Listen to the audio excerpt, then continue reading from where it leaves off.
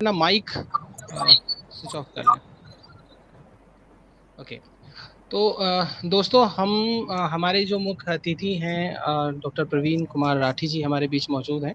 आज के कार्यक्रम की अध्यक्ष डॉक्टर रुचिता सुजॉय चौधरी भी हमारे बीच आ चुकी हैं और हम आज के कार्यक्रम की शुरुआत करते हैं। हमारे कार्यक्रम के विशिष्ट अतिथि अभी किन्हीं वजहों से ज्वाइन नहीं कर पाए हैं। जल्दी वो हमें ज्वाइन करेंगे और हम उनकी बातों को सुनेंगे। दोस्तों, आप सभी मीडिया और उसके रूप से परिचित हैं। हम सभी इस बात को जानते हैं कि मीडिया किस तरीके से काम करता है, उसका क्या कार्य व्यवहार होता है और वह समाज के प्रति कितना उत्तरदायी है और समाज को उससे क्या चाहिए। और जब भी हम समाज की बात करते हैं और किसी भी संस्था की बात करते हैं तो उसके साथ एक बहुत बड़ी जो चीज है वो हमारे सामने आती है कि उसका कानूनी स्वरूप। कोई भी व्यक्ति हो, संस्था हो, जब समाज के साथ जुड़ती है तो उसका कहीं ना कहीं कानून के साथ भी संबंध होता है, क्योंकि कानून की संस्था के अंदर हम कोई बाहर काम नहीं कर सकते हैं। दोस्तों, हम इस बात को जानते हैं कि आज हम 5 मिनट की खबरों को देखते हैं, 5 मिनट में 100 खबरों को देखते हैं और खुद को जागरूक समझने लगते हैं। मैच के बाद की चर्चा सुनकर मैच की रणनीति पर अपनी राय बनाते हैं। व्हाट्सएप पर मिलने वाली जानकारियों के अनुसार अपने मतदान की दिशा तय करते हैं। ऐसे में जो गंभीर मुद्दों की गुंजाइश होती है वो कम ही नजर आती है। हम मीडिया को ये नहीं कह सकते कि वो क्या दिखाए, क्योंकि मीडिया में एक बहुत बड़ा पूंजी निवेश होता है। आज समाचार चैनलों पर दिखाई जाने बड़ी बड़ी शादियां दिखाई जाती हैं, भावनात्मक बयान दिए जाते हैं, क्रोधपूर्ण विचार विमर्श के कार्यक्रम दिखाए जाते हैं, ऊंची आवाज को पसंद किया जाता है और वैचारिक विरोध करने वाले जो व्यक्ति होते हैं उनका अनादर करने की आदत को सराहा जाता है। व्यक्तिगत कलेश के बर्बरतापूर्ण प्रदर्शन को मनोरंजन करार दिया जाता है। इन सब के बावजूद हम न्यूज़ चैनल्स को देखते हैं, हम मीडिया को देखते हैं और उसके साथ जुड़ते हैं। हमने जैसा कहा कि क्या मीडिया दिखाए ये हम तय नहीं कर सकते, लेकिन जो दिखाया जा रहा है वो किस दृष्टिकोण से दिखाया जाए वो तय करना शायद हम सब की जवाबदेही उसके प्रति है, क्योंकि मीडिया व्यक्ति से जुड़ा हुआ है। आज इंडियन ब्रॉडकास्टिंग फेडरेशन है जो सेल्फ रेगुलेशन की बात करता है। 300 से ज्यादा मेंबर उसके साथ जुड़े हुए हैं, जिसके अंतर्गत ब्रॉडकास्टिंग कंटेंट कंप्लेन काउंसिल है जो किसी भी तरह की शिकायतों के लिए कार्य करता है। एडवर्टाइजिंग की अगर बात करें तो एडवर्टाइजिंग स्टैंडर्ड ऑफ इंडिया है, जहां कंज्यूमर कंप्लेंट काउंसिल है। आप मीडिया से जुड़े हुए बातों को, अपने साथ होने वाले किसी हनन को लेकर उसके पास जाते हैं। ये न्यूज़, अगर हम न्यूज़ की बात करें, सेल्फ रेगुलेशन की बात करें तो एनबी है, न्यूज़ ब्रॉडकास्टर्स एसोसिएशन है। देश के जो अग्रणी चैनल हैं वो इसके सदस्य हैं। आज देश में तकरीबन, जो अभी पिछले दिनों सुप्रीम कोर्ट में केंद्र सरकार ने हलफनामा दिया है, उसमें 385 न्यूज़ चैनल्स हैं, जिनमें से 237 इस एनबीए के सदस्य हैं, यानी कि सभी लोग इसके सदस्य नहीं हैं। आज वो मनमाना व्यवहार करने के लिए तैयार हैं। देश के अंदर कहीं ना कहीं धार्मिक बातों को लगातार टेलीविजन चैनल पर, चाहे धर्मांतरण के माध्यम से दिखाया जाता हो, चाहे कोरोना काल में किसी खास धर्म के लोगों का बीमारी फैलाने का आरोप और उस तरह की चर्चाओं को हम लोगों ने देखा है, किया हो। मीडिया के निजीकरण के बाद तो ये स्थिति और भी ज्यादा भयावह हो गई है। आज समाज में जो समाज की जो आवाजें हैं, लोकतंत्र के चौथे स्तंभ का जो दर्जा है वो एक शुद्ध व्यावसायिक कंपनी का बन गया है। आज इन्हीं सब बातचीत पर विचार विमर्श करने के लिए हमारे साथ मौजूद हैं जो हमारे मेहमान हैं, डॉक्टर प्रवीण कुमार राठी जी। प्रवीण कुमार राठी जी जी ग्रुप से जुड़े हुए हैं और जी विश्वविद्यालय, हिमगिरी जी विश्वविद्यालय के लॉ डिपार्टमेंट के हेड हैं। आपका विधि विशेषज्ञ के तौर पर आप तमाम संस्थानों से जुड़े हुए हैं, आपकी एडवाइस आप देते हैं, मीडिया को लगातार फॉलो करते हैं, देखते हैं और आपने अपना शोध कार्य भी विधि पर ही किया हुआ है। इसके अलावा हमारे साथ मौजूद हैं डॉक्टर रुचिता सुजॉय चौधरी जी। रुचिता जी ख्वाजा मोइनुद्दीन चिश्ती भाषा विश्वविद्यालय से के पत्रकारिता विभाग की अध्यक्ष हैं। रुचिता जी का यूँ तो जो सिनेमा है, जनरल स्टडीज़ हैं और जो डीप फेक, आजकल आप एक शब्द सुनते हैं, जो फेक न्यूज़ और उनसे जुड़े हुए मुद्दे हैं, उन पर अपना एक बड़ा अनुभव है।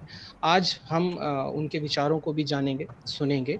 रुचिता जी की भी कई किताबें प्रकाशित हो चुकी हैं। आप राष्ट्रीय और अंतर्राष्ट्रीय स्तर पर एक पहचान रखती हैं। आप देश के बाहर तमाम विश्वविद्यालयों के साथ जुड़कर एक विशेषज्ञ के तौर पर कार्य कर रही हैं। आपके कई तमाम शोध पत्र हैं जो राष्ट्रीय और अंतर्राष्ट्रीय जो शोध पत्रिकाएं हैं उनमें प्रकाशित हुई हैं। हम स्वागत करते हैं हमारे मेहमान प्रवीण कुमार राठी जी का और रुचिता सुजॉय चौधरी जी का। हमारे कार्यक्रम में एक विशिष्ट अतिथि के तौर पर हमारे बीच होंगे professor doctor DNNS Yadav ji. आपका 24 साल का शिक्षण के क्षेत्र का अनुभव है। आप भी भारत के बाहर योंगसंग यूनिवर्सिटी साउथ कोरिया से जुड़े हुए हैं। कॉन्स्टिट्यूशन लॉ, क्रिमिनल जूरिस्प्रूडेंस में आपकी खास विशेषज्ञता है। आपकी विधि के ऊपर, लॉ के ऊपर 6 से ज्यादा पुस्तकें प्रकाशित हो चुकी हैं। आप लखनऊ विश्वविद्यालय में शिक्षण करने के बाद आज देश के प्रमुख जो हमारे एडमिनिस्ट्रेटिव ऑफिसर्स हैं, IAS, PCS, PPS, उनकी ट्रेनिंग का हिस्सा हैं। आप उन्हें विभिन्न स्तरों पर ट्रेनिंग देते हैं।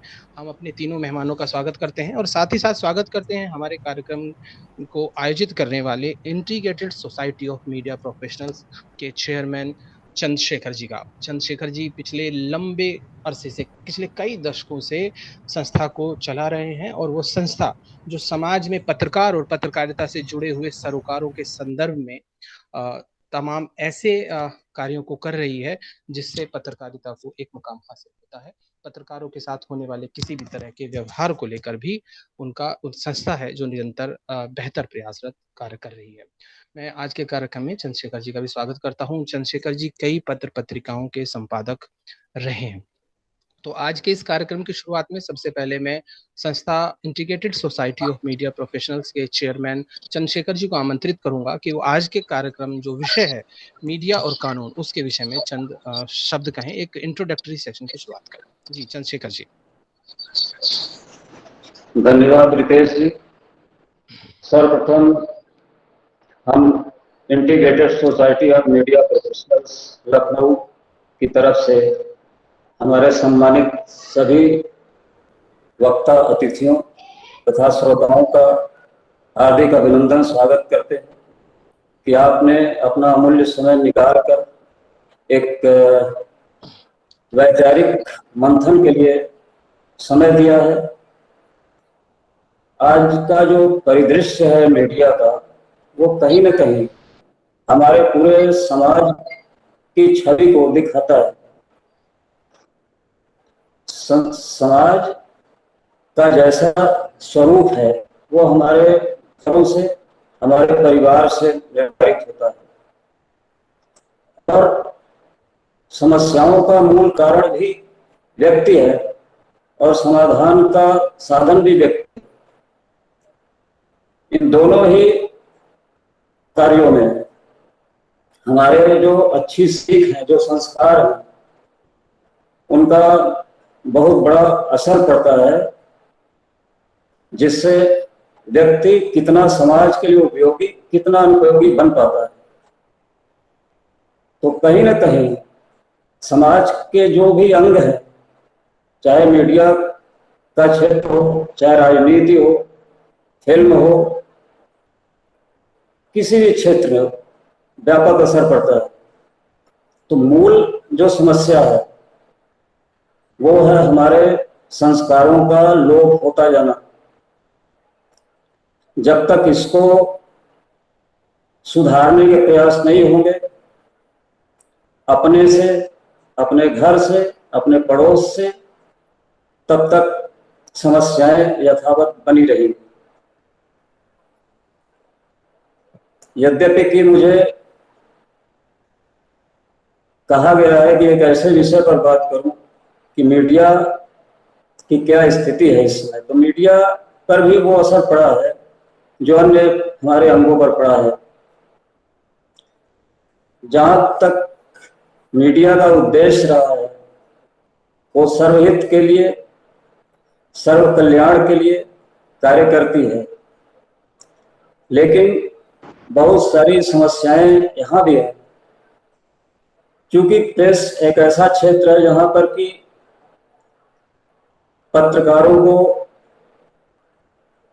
विशेष आजीविका के साधन नहीं मिल पाते हैं। वो अपने में जूझते हुए समस्याओं से फिर कहीं ना कहीं वो अनैतिकता की डगर पर पड़ जाते हैं।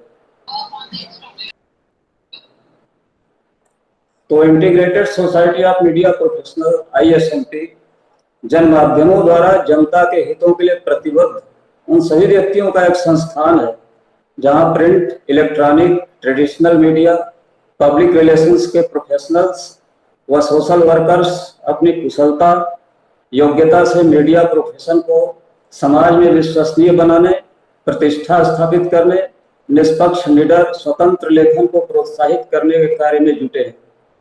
साथ ही समाज के उत्थान, मानव रुचि के विषयों की शिक्षा तथा हिंदी भाषा को लोकप्रिय बनाने के काम में भी योगदान दे रहे हैं। उक्त काम हम सेंट्रल, प्रोविंशियल, डिस्ट्रिक्ट व city governing body of executive councils, voluntary council for development and disaster, professor Ranjan Kumar Banerjee school of communication तथा भारतेंदु हरिश्चंद्र हिंदी सेवा समिति के माध्यम से कर रहे हैं। हम देश के हर प्रदेश, हर जिला तथा हर शहर में अपनी गतिविधियों को संचालित करना चाहते हैं। तो ये जो हमारा बड़ा उद्देश्य है, इसमें हमारे साथ समर्पित युवा सहयोगी डॉक्टर रितेश चौधरी जी, श्री देवेंद्र कुमार प्रजापति जी और भी हमारे साथ जुड़े हुए लोग हैं जो समर्पित हैं अपने ध्येय के प्रति और संस्था के उद्देश्यों के प्रति। मैं इनका आभारी हूं। और कार्यक्रम में पधारे professor DNNS Yadav ji, professor Praveen Rathi जी, प्रोफेसर रुचिका सुयाय चौधरी जी, आप सभी का एक बार फिर से हम हार्दिक स्वागत अभिनंदन करते हैं और कार्यक्रम में पधारे हुए सभी विद्वान श्रोताओं का स्वागत करते हैं। धन्यवाद, नमस्कार। बहुत बहुत धन्यवाद चंद्रशेखर जी। हमारे कार्यक्रम के जो विशिष्ट अतिथि हैं DNNS यादव जी हमारे बीच जुड़ चुके हैं, उन्हें हम उनका बहुत बहुत स्वागत करते हैं। और दोस्तों, हम बात कर रहे थे मीडिया और उस पर उठते हुए सवालों की, मीडिया के कार्य व्यवहार की और कानून से जुड़े हुए मसलों की। दोस्तों, आरुषि तलवार एक ऐसा मामला था जिसमें हम सभी लोग जानते हैं कि देश का एक हाई प्रोफाइल मामला बन गया था। आरुषि तलवार हत्या मामले में सर्वोच्च न्यायालय ने यह माना था कि किसी जांच में पारदर्शिता और गोपनीयता दोनों अलग अलग चीजें हैं। जहां सर्वोच्च न्यायालय ने मीडिया के एक वर्ग की रिपोर्टिंग पर प्रश्न उठाए थे, जिसके परिणाम स्वरूप पीड़ित और उसके परिवार के सदस्यों की प्रतिष्ठा धूमिल हुई थी। मीडिया ट्रायल की हम बात करते हैं, पेड न्यूज की बात करते हैं, निजता की बात करते हैं, जिन तथ्यों को तोड़ मरोड़ कर दिखाया जाता है हम उनकी बात करते हैं। कई बार हमें मीडिया को लगता है कि जैसे वो मीडिया संस्थान किसी पार्टी विशेष के एक PR टूल के तौर पर काम कर रहा है। लेकिन सवाल उन सब मसलों पर ज्यादा महत्वपूर्ण हो जाते हैं जब मीडिया कानून की सीमाओं से परे अपने आप को सबसे मजबूत मानने लगता है। मीडिया को लगता है कि शायद हम देश के अंदर जो चौथा स्तंभ है वो सबसे सशक्त है। इसी विषय पर चाहिए हम बातचीत करते हैं आज के हमारे विशिष्ट अतिथि प्रोफेसर DNNS यादव जी की। यादव जी का जैसे मैंने बताया था कि आपका एक तकरीबन 3 दशकों का एक सफर है जो कानून से जुड़ा रहा है। कानून विशेषज्ञ के तौर पर आप लखनऊ विश्वविद्यालय के प्रोफेसर रहे हैं, विजिटिंग प्रोफेसर, भारत के बाहर के विश्वविद्यालयों से आप जुड़े रहे हैं। हम आग्रह करते हैं प्रोफेसर DNS यादव जी से कि वो आज के विषय के संदर्भ में अपनी बात रखें। DNS यादव जी।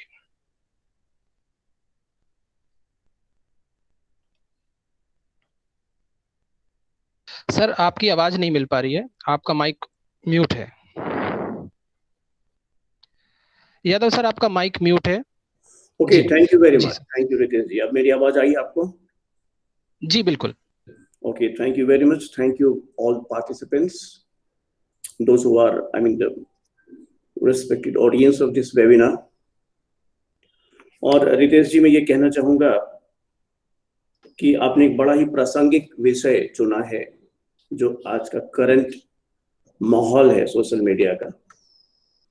जैसा कि आपने अपने रेफरेंस में दिया कि आरुषि तलवार केस था, और जिसमें वही केस क्या बहुत सारे ऐसे केसेस हैं आजकल, तो खासतौर से जब से सोशल मीडिया का एक डोमिनेशन आया है, तो उसमें जो रिपोर्टिंग होती है वो रिपोर्टिंग में, जैसा कि आपने कहा कि मीडिया ट्रायल शुरू हो जाता है। द पॉइंट इज दैट कि अगर हम कानून की बात करें और समाज की बात करें, सोशल मीडिया की बात करें, सोशल मीडिया के एम्स एंड ऑब्जेक्ट्स की बात करें, तो सोशल मीडिया का जो अस्तित्व है वो इसी को लेकर के है कि this is a kind of platform which is used for the purpose of dissemination of information, creating information, transforming information, sending information. People have got a right to be informed. People have got a right to knowledge. तो अब प्रश्न ये है, क्या हो रहा है system में, क्या हो रहा है समाज में, क्या हो रहा है? तो अगर सोशल मीडिया का इस्तेमाल अगर सिस्टम की बेहतरी के लिए किया जा रहा है, सिस्टम की बेहतरी के लिए किया जा रहा है, समाज की बेहतरी के लिए किया जा रहा है, सिस्टम में अगर कुछ गलत हो रहा है या नियमानुसार नहीं हो रहा है, या सिस्टम के जो केयर टेकर्स हैं वो भी अगर अपनी मनमानी कर रहे हैं, और अगर सोशल मीडिया का इस्तेमाल अगर उनको आईना दिखाने के लिए हो रहा है, तो ये तो मेरा ख्याल है कोई ऐसी गलत बात नहीं है। पर्पस भी यही है हमारे सोशल मीडिया का, पारदर्शिता बढ़ती जाए। पारदर्शिता बढ़ती जाए तो ये तो एक बड़ा मूल सिद्धांत है किसी भी सिस्टम का, किसी भी एडमिनिस्ट्रेशन का, किसी भी सिस्टम का, कि पारदर्शिता होनी चाहिए, अकाउंटेबिलिटी होनी चाहिए। अगर तुम पारदर्शिता बरत रहे हो, सिस्टम हो, अगर तुम अकाउंटेबिलिटी बरत रहे हो, सिस्टम हो, तो सोशल मीडिया क्या क्या दिखा देगी, डरते क्यों हो तुम?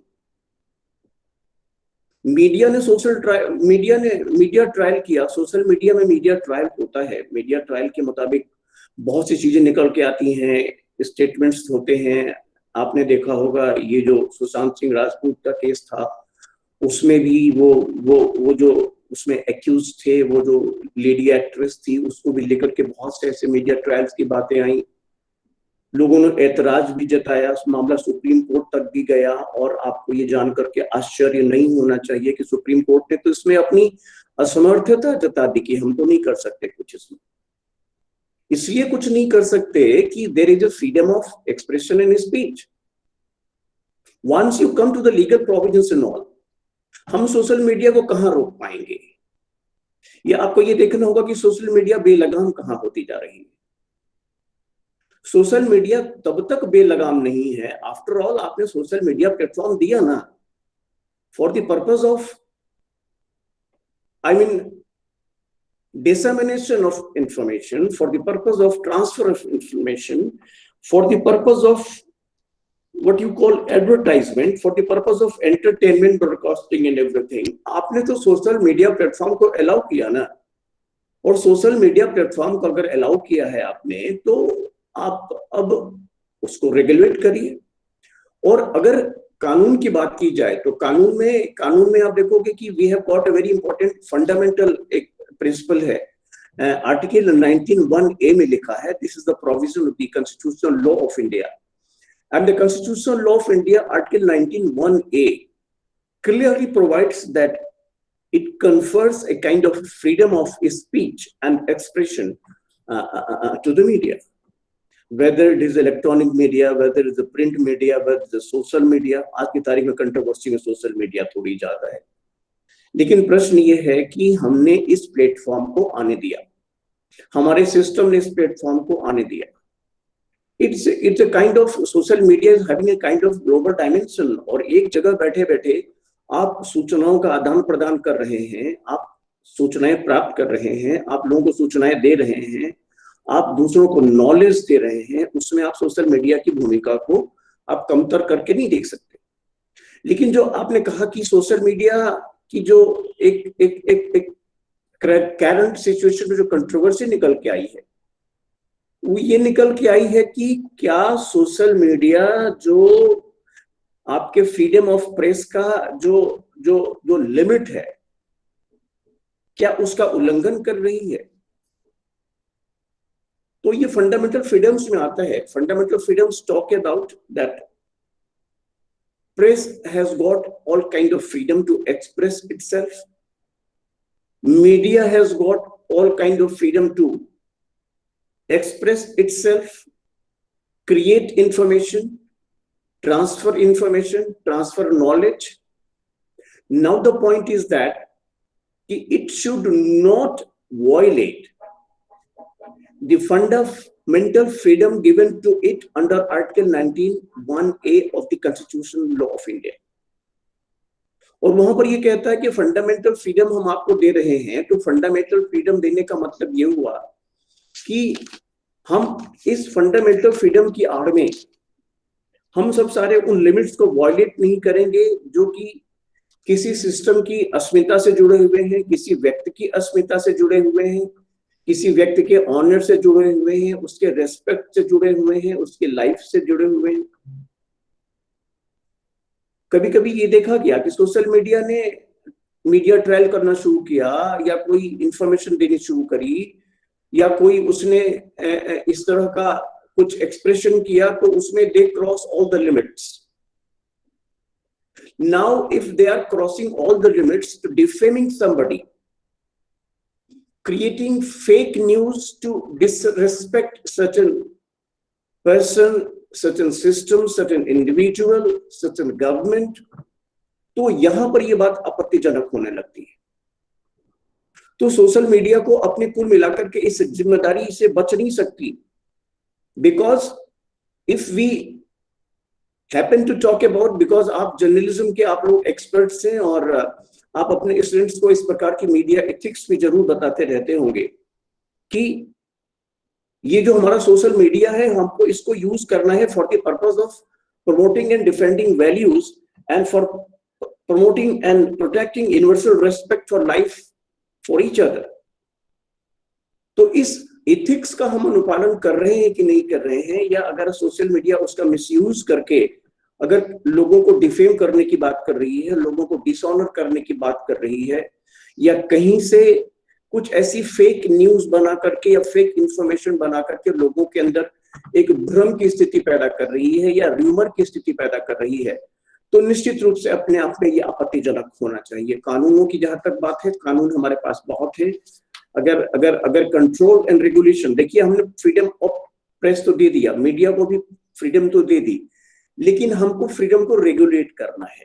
तो उस रेगुलेशन के लिए हमारे पास बहुत से कानून हैं जो हम आपके ऑडियंस हैं, जो आपके पार्टिसिपेंट्स हैं, उनके बेनिफिट के लिए, उनके इंफॉर्मेशन के लिए I will like to share. Press regulation act है हमारा, इंडियन प्रेस एक्ट है, ऑफिशियल सीक्रेट्स एक्ट है, कंटेम्प्ट ऑफ कोर्ट एक्ट है, तो और इंफॉर्मेशन टेक्नोलॉजी एक्ट है। इंफॉर्मेशन टेक्नोलॉजी एक्ट है जब से हमने डिजिटल प्लेटफॉर्म को इस्तेमाल करना शुरू किया for the purpose of disseminating information through social media, जो हमने डिजिटल प्लेटफॉर्म को इस्तेमाल करना शुरू किया, तो उसमें हमारा इंफॉर्मेशन टेक्नोलॉजी एक्ट निकल करके सामने आया। तो अब हमें ये देखना है कि सोशल मीडिया में जो बातें निकल के सामने आ रही हैं, कौन सी बातें आपत्तिजनक हैं और कौन सी बातें आपत्तिजनक नहीं है। प्रश्न ये होता है कि जो भी बातें सोशल मीडिया में लाई गई हैं, या जो भी इंफॉर्मेशन सोशल मीडिया में लाया गया है, जो नॉलेज सोशल मीडिया में लाया गया है, to what extent it is lowering the status of the other person against whom it has been directed.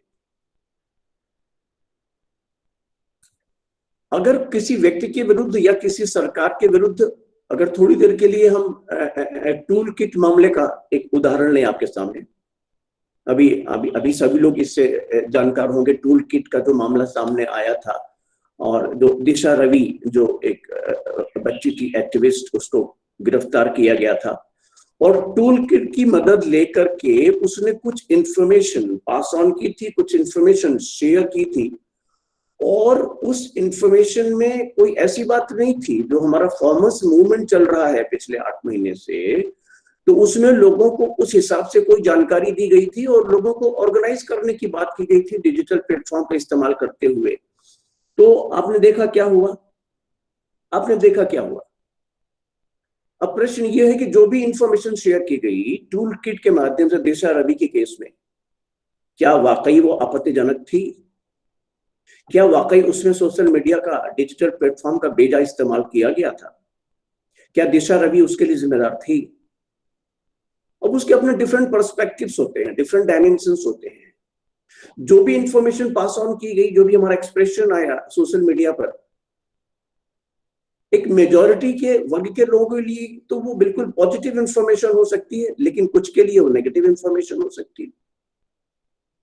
लोगों ने उसका स्वागत किया, कि yes, it is in the form of support of farmers movement, what the information has been shared through the toolkit, but सरकार को अच्छा नहीं लगा, गवर्नमेंट को अच्छा नहीं लगा। अब गवर्नमेंट को अच्छा नहीं लगा तो गवर्नमेंट ने उस पर केस कर दिया। अब प्रश्न ये है कि आप इसमें किसको मिसयूज मानोगे?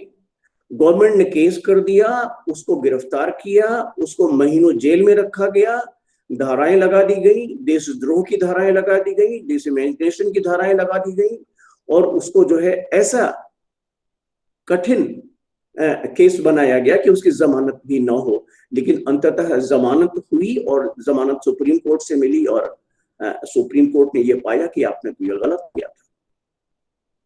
तो अब बताइए, जो प्रश्न उठेगा अगर करंट कंट्रोवर्सी की बात की जाए कि टूल किट की मामले की दिशा रवि क्या मिसयूज कर रही थी सोशल मीडिया प्लेटफॉर्म का? क्या वो गलत थी? अगर वो गलत थी तो कानून को उसके खिलाफ कार्रवाई कर देनी चाहिए थी, उसको सजा मुकर्रर करनी चाहिए थी अगर वो गलत थी या उसने बेजा इस्तेमाल किया था।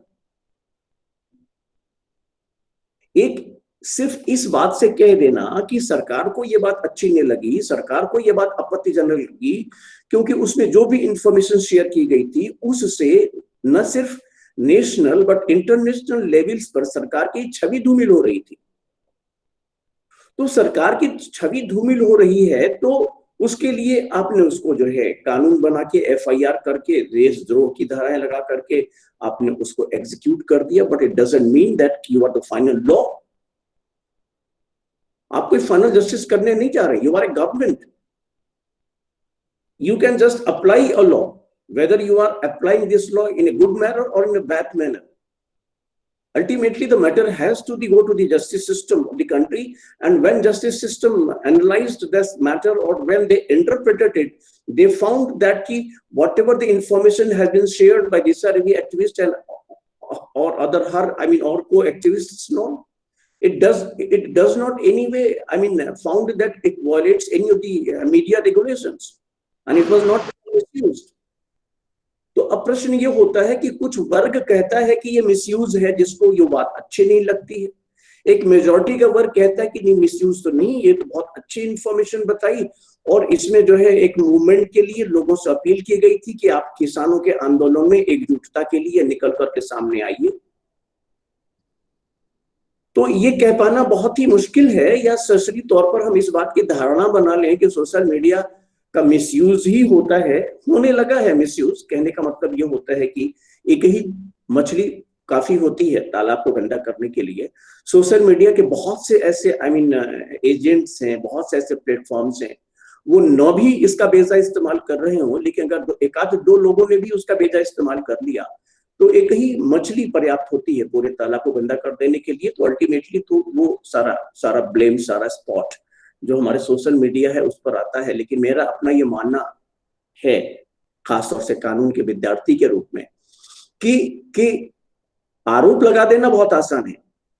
आरोप लगा देना कि तुमने सोशल मीडिया का बेजा इस्तेमाल किया, आरोप लगा देना कि तुम्हारे ऊपर हम देशद्रोह की धाराएं लगा देंगे, आरोप लगाना कि हम तुम्हें उठा करके जेल में बंद कर देंगे। अरे भाई, इसमें गलत क्या है? उत्तर प्रदेश की मैं बात कर रहा हूं। उत्तर प्रदेश की बात में एक जर्नलिस्ट ने सोशल मीडिया के माध्यम से ही उसने कुछ इंफॉर्मेशन शेयर करी थी कि एक स्कूल में बच्चों को रोटी के साथ, नमक के साथ रोटी खिलाई जा रही है, और रोटी के साथ नमक खिलाया जा रहा है या उसे घास की रोटियां खिलाई जा रही है। उसने ये इंफॉर्मेशन ली, उसका वीडियो बनाया और शेयर कर दिया। प्रश्न ये था, क्या ये इंफॉर्मेशन गलत थी? प्रश्न ये, क्या उसने ये फेक वीडियो बनाया? अगर सच था कि बच्चों को, गरीब बच्चों को मिड डे मील्स के नाम पर पैसों का घोटाला करके वहां के अधिकारी रोटी और रोटी के साथ नमक खिलाते हैं, घास की रोटियां खिलाने के लिए मजबूर करते हैं, तो ये सूचना जानने का हक बनता है भारत के प्रत्येक नागरिक को कि क्या हो रहा है। Because it is a democratic governance. India is a democratic country. Every member of the nation, every citizen of the nation has got every constitutional right to know that what all are happening in the system and to what extent system has gone wrong. And if this social media is being used for the purpose of setting the system right, I think there is nothing wrong in it. लेकिन क्या हुआ, रोटी के साथ नमक खाने का video जैसे ही viral हुआ, उस पत्रकार के खिलाफ एफआईआर हो गई और पुलिस ने उठा के उसको जेल में डाल दिया। क्या हमारे सारे ऑडियंस ये मानते हैं गलत हुआ या सही हुआ? क्या सोशल मीडिया का बेजा इस्तेमाल हुआ इसमें? मानो ना, तुम सिस्टम मानो ना, छुपाना क्यों चाहते हो अपना चेहरा? तुम मानो ना कि तुम गलत कर रहे हो, तुम मानो ना कि तुम करप्ट सिस्टम हो, तुम मानो ना कि तुम रोटियों के साथ नमक खिला रहे थे, तुम मानो ना कि जो रोटियों के लिए पैसा दिया गया था तुम उसका भ्रष्टाचार कर रहे थे। अब जब बात सही दिखा दी गई, जब बात सही दिखाई दी गई तो आपको परेशानी हुई, और आपको परेशानी हुई और आपने धाराएं लगा दी। हमारा तो मानना ये है कि आप तो सोशल मीडिया का गला घोंट रहे हैं, उसकी आजादी का गला घोंट रहे हैं, व्यवस्था के नाम पर, कुछ न दिखाए जाने के नाम पर, सत्ता के दंभ के नाम पर। एक आर्मी पर्सनल था जिसने दिखा दिया वीडियो वायरल करके कि देखो हम आर्मी के कैंप में रहते हैं, देखो हमको कितनी रोटियां खिलाई जा रही हैं, कैसी सूखी सूखी रोटियां हैं, दाल में, दाल के नाम पर दाल कहीं नजर नहीं आती, सिर्फ पीला पीला पानी नजर आता है। अरे तो हमारे सैनिकों के लिए जो खिलाने के लिए, उनको स्वस्थ रहने के लिए जो पैसा जाता आता है वो जाता कहाँ है? और अगर आपने दिखा दिया, हमारे किसी सैनिक ने दिखा दिया, तो फिर आपने कहा अरे आपने तो बिल्कुल ही आपने हमारी सारी जो है सीक्रेसी भंग कर दी। मतलब कुछ न दिखाने के नाम पर आप कुछ करते रहोगे, और कोई अगर वहां पर दिखा दे कोई सेंसिटिव इस तरह का अगर कोई है, तो आप उसके खिलाफ कार्रवाई करके उसको ऐसा सबक सिखाओगे, उसको ऐसा सबक सिखाओगे, नौकरी से भी निकाल दोगे, जिससे कि आगे कोई साहस न कर सके तुम्हारा ये भ्रष्टाचार लोगों की जानकारी में लाने का। मेरा तो ये मानना है कि कानून अपनी जगह है, कानून के लिए कानून बने जिससे कि सोशल मीडिया को रेगुलेट करने की बात आए, सोशल मीडिया को रेगुलेट करने की बात आए कि हमें क्या डिसेमिनेट करना है, क्या डिसेमिनेट नहीं करना है, क्या इंफॉर्मेशन देनी है, क्या इंफॉर्मेशन नहीं देनी है।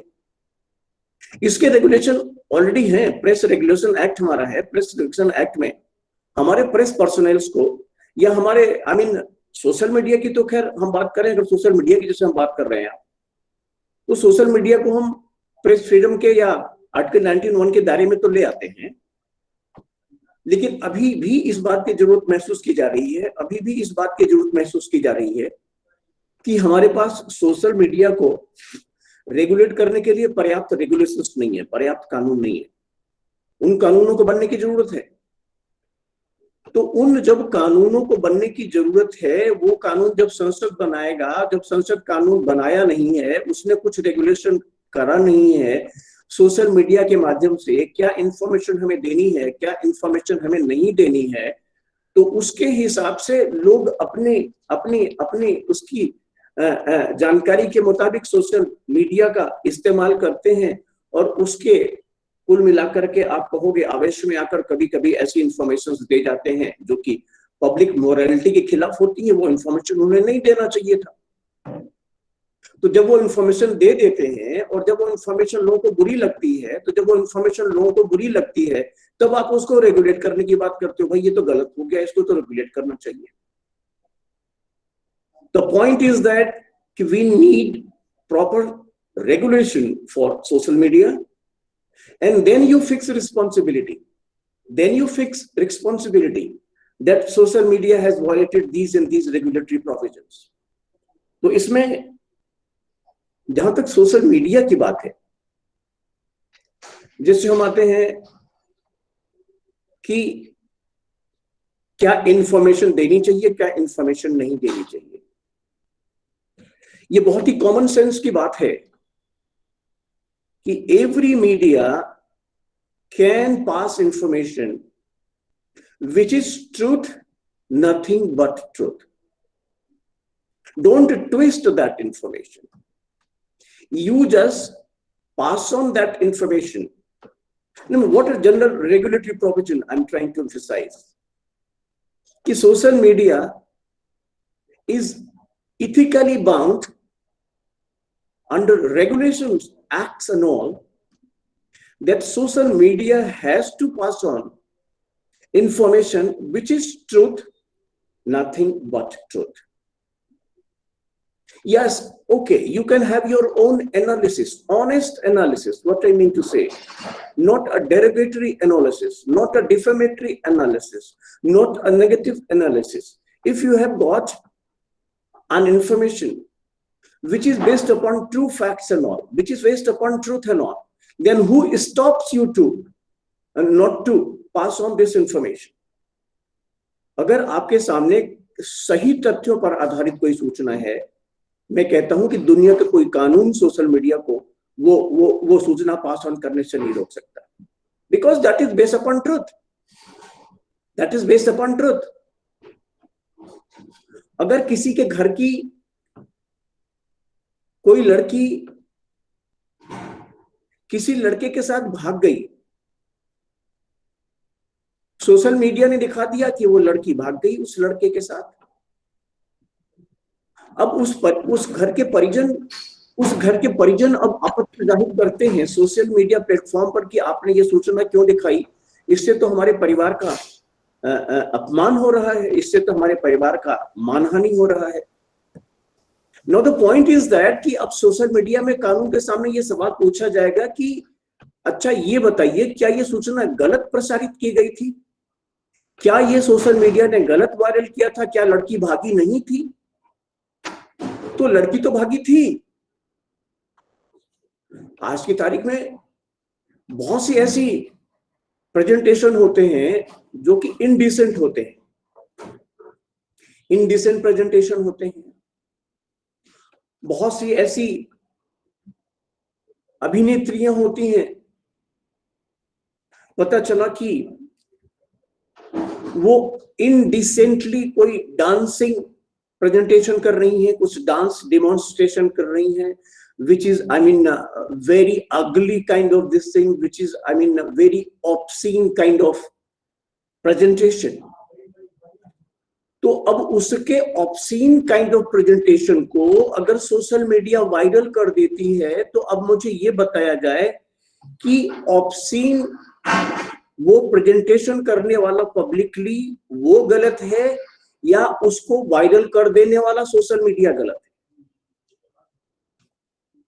अगर कोई ऐसी नर्तकी जो ऑब्सीन अपना पब्लिक परफॉर्मेंस करके अपनी सेल्फ रिस्पेक्ट को खुद ही नीलाम करने के लिए आगे बैठी हुई है, then you can't help the social media responsible.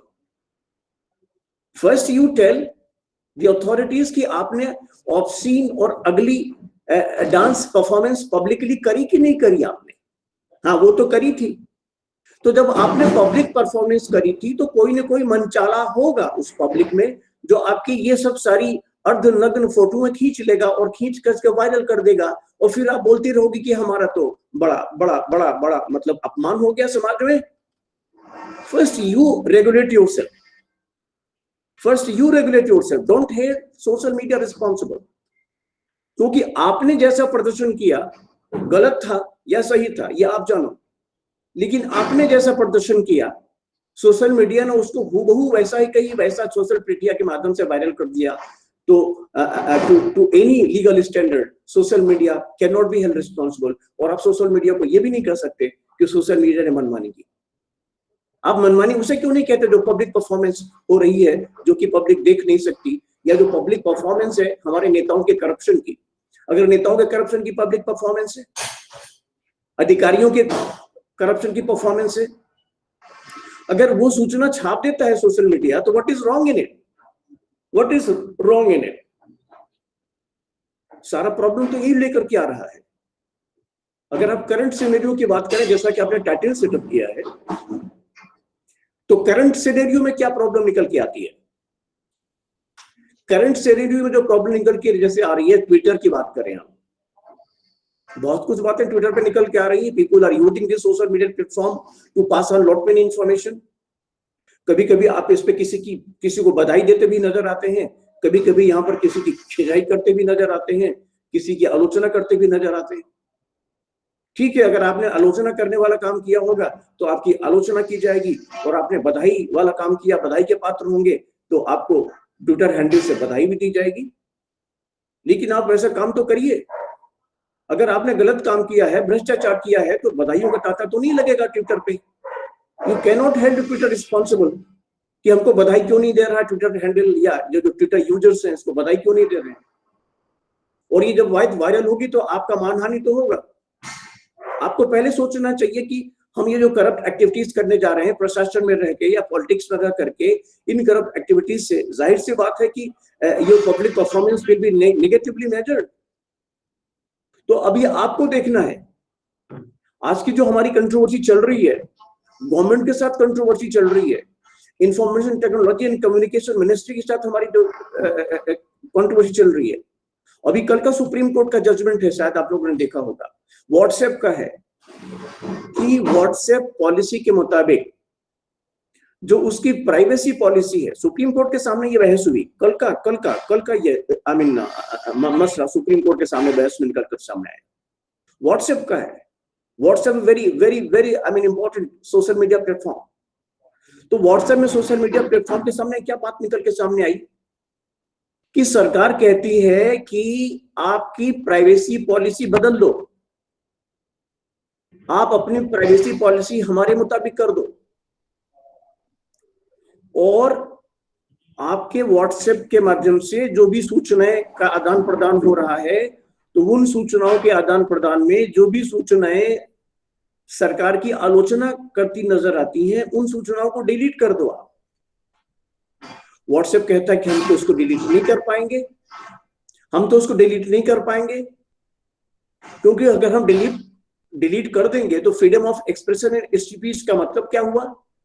सबको अपनी बात कहने की आजादी है, सबको बोलने की आजादी है, सबको अपनी अभिव्यक्ति की आजादी है, और जिसने हमारे सोशल प्लेटफॉर्म का इस्तेमाल करते हुए अपनी अभिव्यक्ति को किया है, तो हम उसी के रूप में हम उसको आगे बढ़ने देंगे। हम ना तो डिलीट करेंगे, ना हम उसमें कोई संशोधन करेंगे, बिकॉज ये हमारे प्राइवेसी पॉलिसी के अंतर्गत आता है।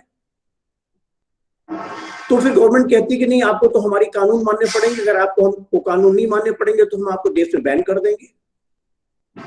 तो ट्विटर ही बोलता है बैन कर दो, व्हाट्सएप भी बोलता है बैन कर दो, क्या कर सकते हैं? हमने अपनी प्राइवेट पॉलिसी बनाई है, लोगों को सोशल मीडिया का प्लेटफॉर्म दिया है जिसमें लोग आपस में सूचनाओं का आदान प्रदान करते हैं, और उन सूचनाओं के आदान प्रदान में ये हमारी प्राइवेसी की पॉलिसी है कि हम उनकी उन सूचनाओं के आदान प्रदान को, अगर वो निहायत आपत्तिजनक नहीं लगी ट्विटर को या व्हाट्सएप ग्रुप को, तो हम उसमें कोई संशोधन नहीं करेंगे। अगर वो सरकार के लिए जरा भी आपत्तिजनक या कहीं से भी वो कुल मिलाकर के आलोचनात्मक नजर आ रही हो, तो that is not our problem, that is government's problem. तो कल की बात निकल के आई कि आप प्राइवेट पॉलिसी बदलेंगे, व्हाट्सएप ने कहा कि हम नहीं बदलेंगे। क्यों नहीं बदलेंगे?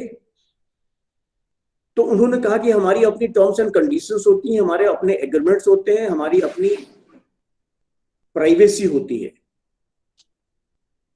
और उस प्राइवेसी में हम किसी सरकार का इंटरफेरेंस नहीं चाहते।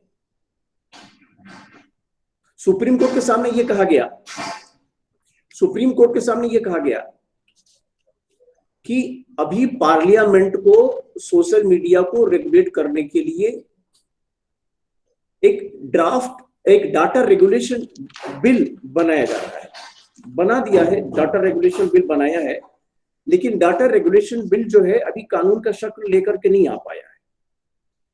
और इस डाटा रेगुलेशन एक्ट के मुताबिक डाटा का प्रोटेक्शन होगा, डाटा प्रोटेक्शन एक्ट।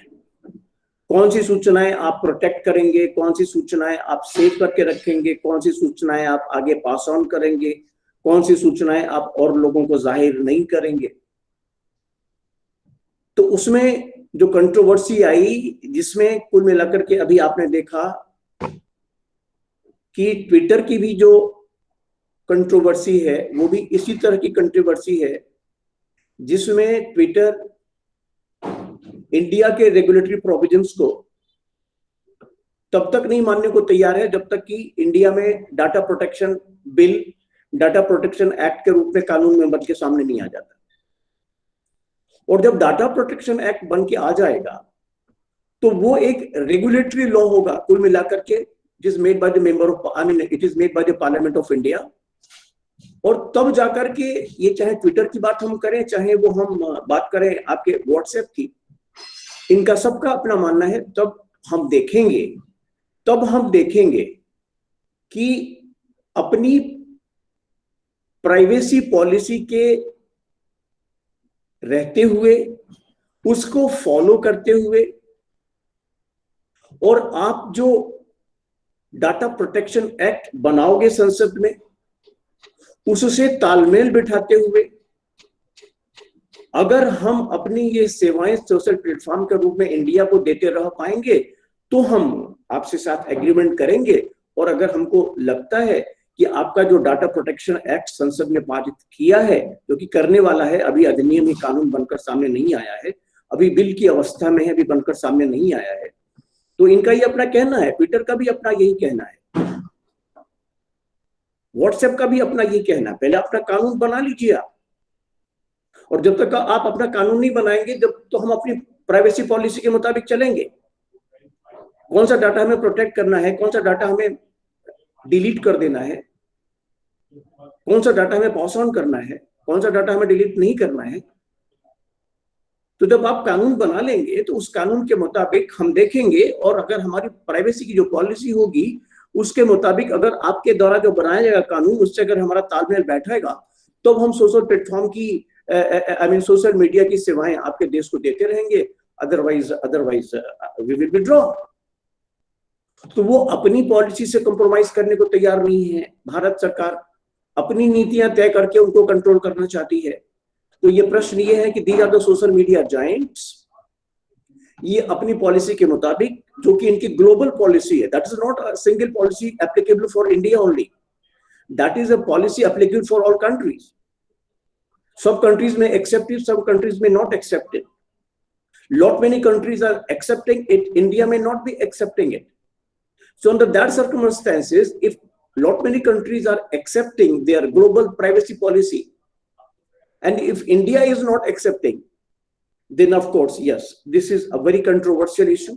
और आज का जो करंट सिनेरियो में है, ये इश्यू बहुत ही ज्यादा डोमिनेटिंग सिचुएशन में है। अब भारत सरकार और ट्विटर के बीच, और भारत सरकार और व्हाट्सएप के बीच न सिर्फ सरकार तक ये मामला है, बट ये मामला आप देखेंगे कि क्या कहते हैं कि सुप्रीम कोर्ट तक भी जा गया है, जुडिशरी तक भी जा गया है, गूगल भी इस रेस में शामिल है। तो इसमें बस यही देखना होगा कि जब हमारा कानून बन करके ड्राफ्ट प्रोटेक्शन एक्ट, जो डाटा प्रोटेक्शन एक्ट आ जाएगा, उसके बाद पुनः एक लंबी बहस होगी, मेरा ख्याल है पुनः एक लंबी कंट्रोवर्सी निकलकर सामने आएगी, तो जाकर के एक जो बादल हैं जो हटेंगे हमारे कंट्रोवर्सी के, और तब जाकर के और स्पष्टता आएगी कि किन नियमों के दायरे में रह करके, किन डाटा प्रोटेक्शन कानूनों के दायरे में रह करके सोशल मीडिया को अपना प्लेटफॉर्म यहाँ पर रखना है या नहीं रखना है। ये देखिए, कुल मिलाकर के एग्रीमेंट की बात होती है। एग्रीमेंट में कुछ कंडीशंस जो होंगे ट्विटर हमारे ऊपर लगाएंगे, कुछ कंटेंट व्हाट्सएप के लोग हमारे ऊपर लगाएंगे, भारत सरकार के ऊपर। और चूंकि एक ये सोशल मीडिया का प्लेटफॉर्म इतना पॉपुलर बन चुका है कि आपको हम इंफॉर्मेशन दें कि कुल मिलाकर के पूरी दुनिया में जो पूरी दुनिया में करीब 40 मिलियन लोग, पूरी आबादी के आधे लोग सोशल मीडिया का इस्तेमाल करते हैं। तो अगर कोई बहुत तानाशाही देश हो, अगर कोई बहुत डिक्टेटर देश हो जहां तानाशाही की प्रवृत्ति हो, तो वहां पर तो ये जोखिम ले सकता है कि बैन कर दो, सोशल मीडिया को बैन कर दो, ट्विटर को बैन कर दो, व्हाट्सएप को बैन कर दो। लेकिन कंट्री लाइक इंडिया, जहां पर की डेमोक्रेटिक गवर्नेंस है, जहां पर की डेमोक्रेटिक सिस्टम है, और जहां पर की सोशल मीडिया इतना लोकप्रिय हो चुका है, तो मुझे नहीं लगता कि कोई भी लोकप्रिय सरकार या कोई भी लोकतांत्रिक सरकार ये जनता का गुस्सा लेने का जोखिम उठाना चाहेगी। कुल मिलाकर के जहां तक मेरा अपना मानना होगा कि कुछ न कोई समझौता होगा। सोशल मीडिया की कंपनीज जो हैं, ट्विटर है, व्हाट्सएप है, गूगल है, ये और भारत गवर्नमेंट के बीच में कॉम्प्रोमाइजिंग सिचुएशन बनेगी, बावजूद इसके कि ये माना जा रहा है कि सोशल मीडिया का बेजा इस्तेमाल हो रहा है। सोशल मीडिया का बेजा इस्तेमाल अगर कुछ लोग कर रहे हैं तो उनको रेगुलेशन बना के रोका जाए, उनको रेगुलेशन बनाकर उनके खिलाफ कानूनी कार्रवाई की जाए। और जब तक आप इसका कोई एक स्पेसिफिक रेगुलेशन नहीं बनाएंगे और जब तक आप उसको डिफाइन नहीं करेंगे, उनके लिमिट्स को नहीं डिफाइन करेंगे, तो इस तरह के बेजा इस्तेमाल होते रहेंगे। आपने देखा होगा हमारे देश में स्पेसिफिक कानून है, आईपीसी का कानून है, क्रिमिनल लॉ के कानून है, स्पेसिफाइड कानून है, स्पेसिफाइड पनिशमेंट है। हत्या करोगे तो तुमको जो है सजाए मौत हो जाएगी। बावजूद इसके लोग मानते हैं क्या? हत्या नहीं करते क्या? बलात्कार नहीं होते क्या समाज में? तो भारतीय समाज तो कानून तोड़ने के लिए जाना जाता है डिफाइंड लॉ होने के बावजूद। तो जब सोशल मीडिया का लॉ ही डिफाइंड नहीं है तो आप समझ सकते हैं कि क्या हश्र हो सकता है वायलेशन का। तो उसी हश्र से हम रूबरू हो रहे हैं, क्योंकि जब हम इसका वायलेशन करते हैं तो एक सोशल मीडिया के यूजर के रूप में हम अपनी इथिक्स को भूल जाते हैं, हम अपनी मोरल रिस्पॉन्सिबिलिटीज को भूल जाते हैं, हम अपने दायित्व को भूल जाते हैं। पॉजिटिव होने के बाद हम नेगेटिव हो जाते हैं। बजाय हमें पॉजिटिविटी के रूप में सोशल मीडिया प्लेटफॉर्म का इस्तेमाल करना चाहिए, न कि नेगेटिव इंफॉर्मेशन को पास ऑन करने के लिए। तो ये सोशल मीडिया प्लेटफॉर्म के से ज्यादा हमारी भी जिम्मेदारी होती है। हमें भी देखना होता है जो कि हम सूचना क्रिएट करते हैं, फिर सूचना हम पास ऑन करते हैं। ये हमारी भी जिम्मेदारी उन सोशल मीडिया प्लेटफॉर्म से या रेगुलेटरी मेजर से हमारी जिम्मेदारी बनती है कि हम हमारी गिरबान में हम जहाँ के देखें कि हम किस रूप में उसका इस्तेमाल करने का अपना बुरा इरादा रखते हैं या अच्छा इरादा रखते हैं। कानून होते हैं, मानने के लिए होते हैं। हमारा तो ये भी अनुभव रहा है कि रेगुलेशन अगर बना भी दिया जाएगा, इसके बावजूद भी ऐसी कंट्रोवर्सी करने वाले कंट्रोवर्सी करते रहेंगे। कानून बना भी दिया जाए, बलात्कार के कानून को कड़ा से कड़ा बना दिया जाए, सजाए मौत का प्रोविजन कर दिया जाए, इसके बावजूद भी लोग बच्चियों के साथ बलात्कार करने से बाज नहीं आते। जैसा कि दिल्ली रेप केस देखा आपने, उसके बाद भी बलात्कार होते रहे। तो कहने का मतलब है this is very difficult to convince the mind of the people कि how to use the social media platforms. But of course it is our individual responsibility also, including social media platforms, governments and everybody। ये सब का अपना अपना अपने अपने दायरे में रह करके अपनी अपनी जिम्मेदारी बनती है। सरकार की भी अपनी जिम्मेदारी बनती है कि वो डराने धमकाने का काम ना करे, गलत धाराएं लगा करके, देशद्रोह धाराएं लगा करके लोगों को डराने का काम ना करे। सोशल प्लेटफॉर्म्स का भी ये मीडिया प्लेटफॉर्म की भी जिम्मेदारी बनती है कि अगर वो इस तरह की आपत्तिजनक सूचनाएं उनको मिलती हैं जो उन्हें लगता है, उनकी प्राइवेसी पॉलिसी के मुताबिक लगता है आपत्तिजनक है, तो उनको सूचनाओं को वो रोकें। और उसके अलावा जो हम यूजर्स हैं, हमारी भी अपनी एक इंडिविजुअल नैतिक जिम्मेदारी बनती है कि हम सोशल मीडिया का प्लेटफॉर्म समाज की बेहतरी के लिए करें, समाज की भलाई के लिए करें और ऐसी सकारात्मक सूचनाओं का आदान प्रदान करें जहां कि अगर रेगुलेशन न भी हो तब भी हमें लगे कि हमने समाज की भलाई के लिए, बेहतरी के लिए, नॉलेज के लिए हमने ये सूचनाएं आदान प्रदान की। तो मेरा ख्याल है this is my point of view. Ritesh ji जी बहुत बहुत धन्यवाद यादव सर। दोस्तों वर्षों पहले जब सोशल मीडिया का दायरा धीरे धीरे बढ़ा था, पहले क्षेत्रीय शहरी क्षेत्रों में इसने जड़ें फैलाई, फिर गांव देहातों से विस्तार हुआ, तब लोगों को जनसंचार के नए जो रूप है इसके फायदे ही फायदे दिखे। सूचनाओं के आदान प्रदान के हिसाब से कई क्षेत्रों के लिए इसमें फायदे भी हैं, पर शायद किसी ने कभी सोचा नहीं होगा कि एक दिन ऐसा होगा जब सारी दुनिया इसकी आदी हो जाएगी। कमोवेश वैसा हो भी गया। हाल ही के वर्षों में देखते ही देखते इन जनसंचार के माध्यमों का दुष्प्रचार इस कदर बढ़ गया जिसने शासन क्या प्रशासन क्या सभी को मुसीबत में डाल दिया। सोशल मीडिया का बढ़ता प्रभाव अब सीधे व्यक्तिगत हो गया है, साथ ही निजता पर अटैक करने लगा है। साइबर कानून के पूरे सिस्टम ने इसके बढ़ते अपराधों को समेटने में घुटने टेक दिए, क्योंकि हर किस्म के अपराध में सोशल मीडिया सक्रिय है। नेशनल क्राइम ब्यूरो के ताजे आंकड़े डरावने वाले हैं। आंकड़ों के मुताबिक अपराध से जुड़ा प्रत्येक 5वां मामला किसी न किसी रूप में सोशल मीडिया से जुड़ा होता है। दोस्तों, जैसा कि यादव सर ने हमें बताया कि सरकार के विरुद्ध हमें ये थ्योरी समझनी होगी कि केंद्र सरकार क्यों इस पर नकेल कसना चाहती है। दरअसल अब बात उन पर भी आ गई है। किसान आंदोलन हो या कोई दूसरा प्रदर्शन हो, सरकार के खिलाफ चिंगारियां सभी सोशल मीडिया के माध्यमों से हो रही हैं। जो अधिकृत न्यूज चैनल हैं और प्रिंट अखबार हैं वो तो सभी सरकार के नियंत्रण में है, पर सोशल मीडिया पर सरकार का लगाम नहीं है। वहां सरकार के खिलाफ जो विरोध है उसका समुद्र उफान मारता रहता है। तो दोस्तों, जो यादव सर के मैसेज से बात सामने निकल के आती है वो यही है कि सरकार, यूजर्स और मीडिया तीनों को मिलकर ये प्रयास करने होंगे कि हम किस तरीके से समाज की भलाई के लिए इस तरह का एक मिला जुला स्वरूप सामने रखें कि वो एक बेहतर रूप में हमारे सामने आ सके। बहुत बहुत धन्यवाद सर। इसी का बातचीत को आगे बढ़ाते हुए मैं आज के हमारे कार्यक्रम के मुख्य अतिथि प्रोफेसर प्रवीण कुमार राठी जी से आग्रह करूंगा कि वो इस विषय पर अपने विचार रखें। प्रोफेसर प्रवीण राठी जी। धन्यवाद डॉक्टर दिनेश जी। सबसे पहले तो आप सभी को मेरा प्रणाम और मैं बधाई देता हूं जो एक नेक कार्य किया जा रहा है, जिसमें मीडिया को, लोगों को, सबको एक साथ इंटीग्रेटेड करके लोगों के सामने रखा जा रहा है।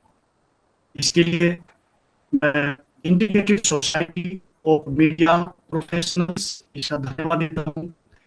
धन्यवाद देता हूँ इनके सोसाइटी के chairperson mister Chandrashekhar ji, vice chairperson doctor Dinesh ji and secretary mister Devendra Prajapati जी।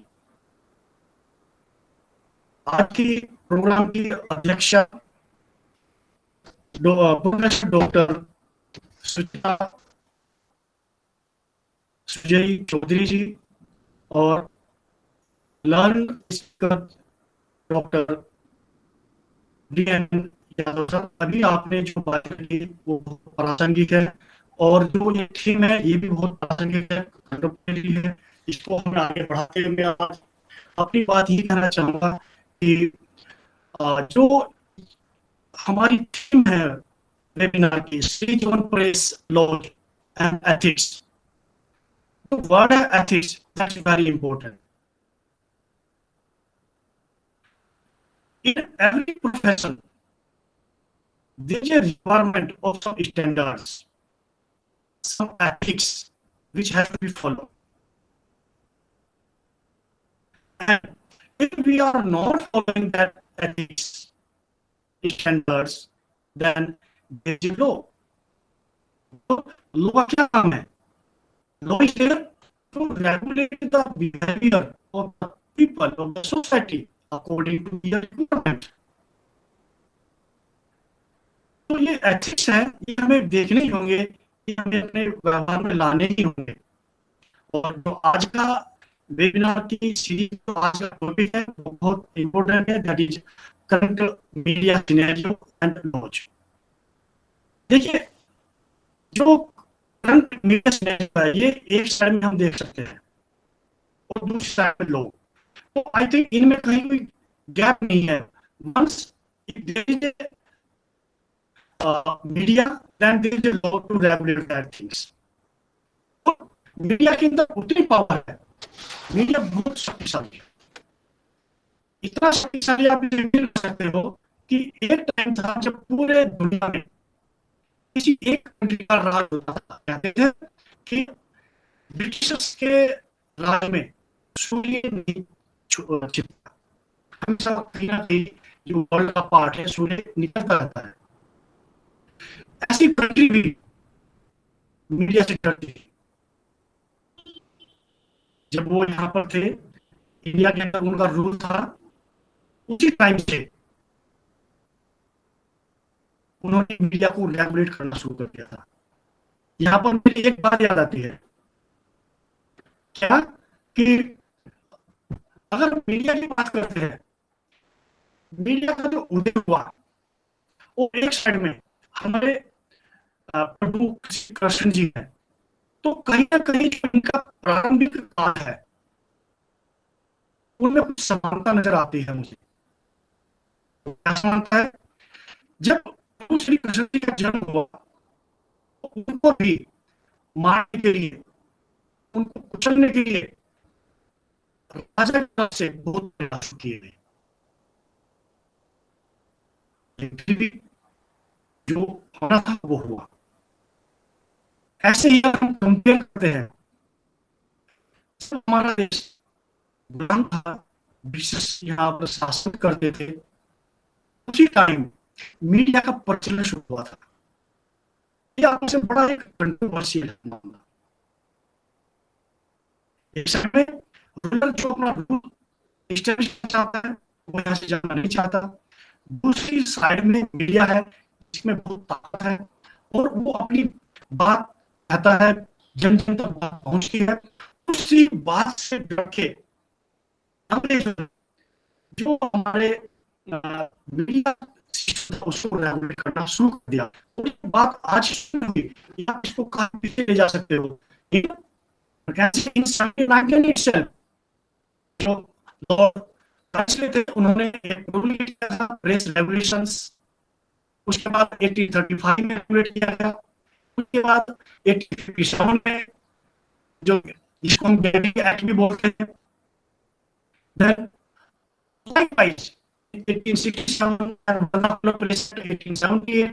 तो आप ये चीज देख सकते हो कब से मीडिया को कंट्रोल किया जा रहा है, रेगुलेट किया जा रहा है, और क्यों किया जा रहा है, ये हम सबके सामने है। समय बदलता है, परिस्थितियां बदलती है। जब ब्रिटिशर्स थे यहाँ पर, तो अपना रूल कायम करने के लिए मीडिया को कंट्रोल करते थे, रेगुलेट करते थे, अलग अलग लोग आते थे। और आगे चलकर जब हमारा देश आजाद हुआ, 1947 देश आजाद हुआ, 1950 में हमारा अपना कॉन्स्टिट्यूशन आया, तो ये एक हमारे मीडिया पॉइंट ऑफ व्यू से बहुत इंपॉर्टेंट डे था। You can say on the date of 26th January 1950, and the current constitution that are in force, only they are the provisions of media, but not directly. There are the provisions under Article 91A, right to freedom of speech and expression. हमारे constitution में press के लिए media के अलग से कोई provision नहीं है। अगर हम कंटेंट्स पर बात करते हैं, कोई ऐसा डायरेक्टली बात नहीं है उसमें, बट दैट एक जो हमारा लगभग हिस्टोरिकल पीरियड था, फ्रीडम हिस्टोरिकल का पीरियड था, जहां आजादी की मांग करने के लिए न्यूज़पेपर और मीडिया में बात आती थी, पूछना जाता था, तो वहां पर एक कसक थी कि जिस दिन हमारा देश आजाद होगा, हमें अपनी बात करने का अधिकार होगा।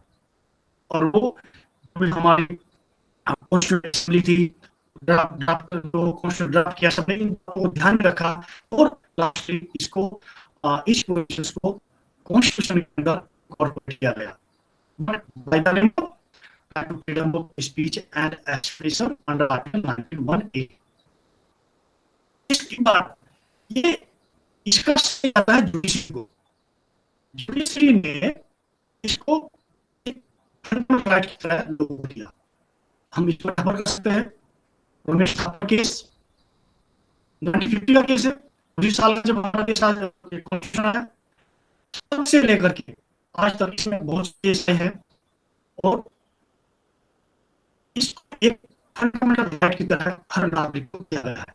और उसी के चलते ये राइट रिलेट कर दिया गया, right to freedom of speech and expression, किसको रिलेट कर दिया गया, हमारा मीडिया को भी, यानी कि अपनी बात सबको कहने का अधिकार है, चाहे वो मीडिया क्यों ना हो। तो इस पॉइंट ऑफ व्यू से ये इम्पोर्टेंट पॉइंट है हमारे कॉन्स्टिट्यूशन का, जहां ये दिया गया है। दूसरे हम समझते हैं मीडिया की कितनी पावर है। मीडिया की वो पावर है जो जन तक पहुंचती है, एक नैरेटिव तैयार कर सकती है। हर आदमी घर बैठे सबसे पहले टीवी न्यूज देखता है, तो हमें कैसे मीडिया है हमारी सोसाइटी की आत्मा है, वहां से हमें कुछ सीखने को मिलता है, सुनते हैं, देखते हैं। हमारा देश जो कोविड-19 की जो सेकंड वेव थी, उससे भी पीड़ित हुआ, देखा पूरी देश में क्या क्या घटनाएं घटी, वो हम यहाँ बैठे सब बंद है, लेकिन फिर भी हमें मालूम हुआ, फिर भी हम देख सकते हैं। चाहे हम यहाँ देहरादून बैठे हैं, आप लखनऊ बैठे हैं, आप जबलपुर बैठे हैं, एनीवेयर महसूस किया कि हमारे देश के अलग अलग हिस्सों में क्या घटनाएं घट रही है, क्या हो रहा है, वो इसका श्रेय किसको जाता है, only and only to media. So media अपना बहुत इंपॉर्टेंट काम करता है, उसको एप्रिशिएट करते हैं, बट अदर साइड जो अकॉर्डिंग टू थीम हम भी भूलनी नहीं चाहिए। मेरा ये कहना है यहाँ पर, हम बीइंग ए वुमेन कहीं भी हो, चाहे हम अपनी फैमिली के अंदर हो, समाज के अंदर हो, हम स्टूडेंट हैं या टीचर है, पेरेंट्स है या चाइल्ड है, नहीं, हम सबकी अपनी कुछ एथिक्स होती है। अगर हम उन एथिक्स से डेविएट होते हैं, सो उनको पकड़ने की जरूरत है कि कुछ डेविएट नहीं होना। जैसे ट्रैफिक रेड लाइट बनाई गई है, वहां पर रुकिए रूप से जाने के लिए, हम जान बचाने के लिए। अगर कोई ट्रैफिक रूल तोड़ेगा, उसको इमीडिएट पकड़ा जाएगा, उसको चालान किया जाएगा, लोगों के हिसाब से एक्शन लिया जाएगा। ऐसे ही जो हमारी एथिक्स है, जब पावर आती है तो रेस्पॉन्सिबिलिटी भी उसी प्रोपोर्शन आती है। जब मीडिया के पास इतनी पावर है, पावर के चलते आप कह सकते हो कि आज मीडिया को डेमोक्रेटिक सिस्टम का फोर्थ पिलर कहते हो। पावर है और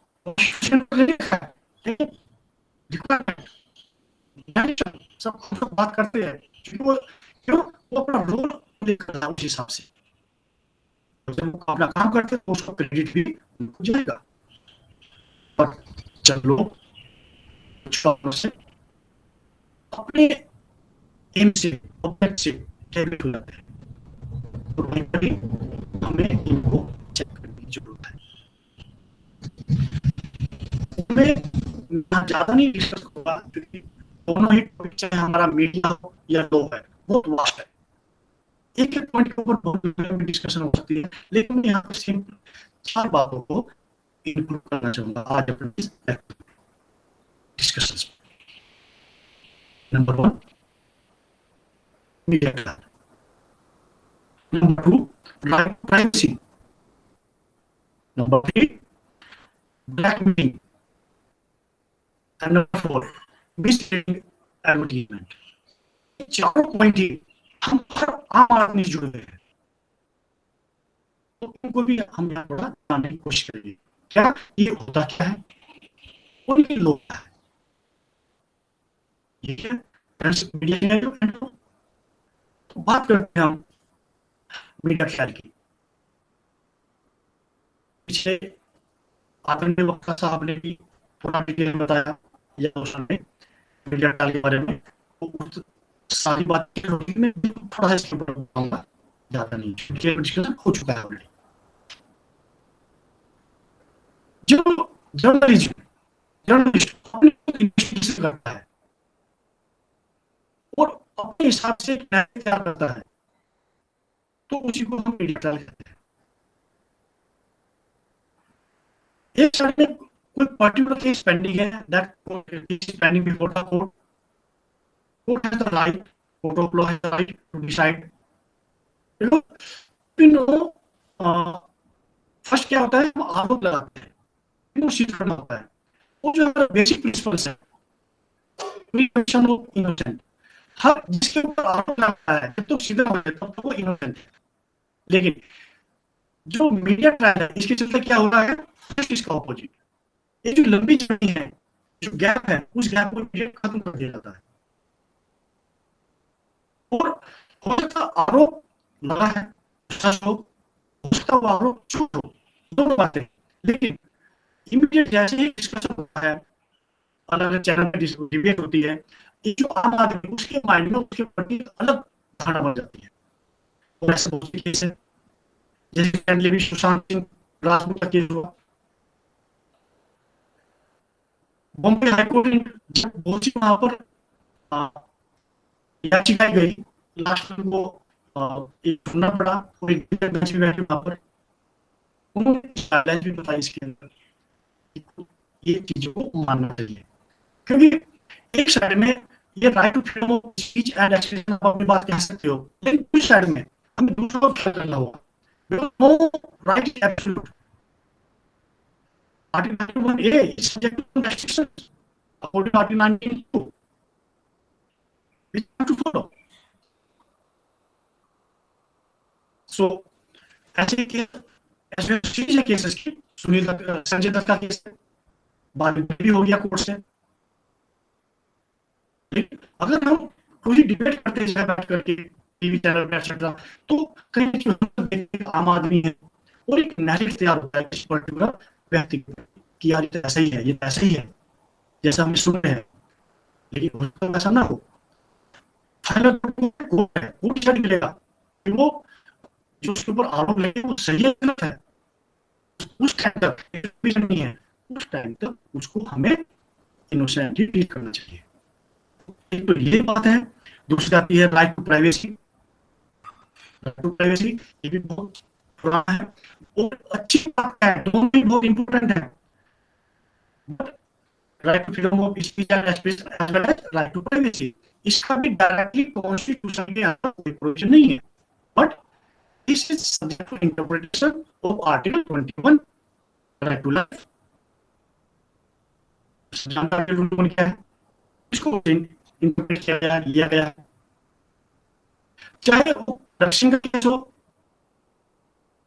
मद्रास राजगोपाला का हो, कुछ केस है जहां पर right to freedom right to privacy कहा गया है। क्योंकि लास्टली सुशांत सिंह राजपूत उसमें बात किया गया है कि अगर कोई इंसान आज नहीं है दुनिया में तभी उसका राइट टू प्राइवेसी है, उसको हम इमीडिएट ऐसे नहीं पब्लिक डोमेन में ला सकते,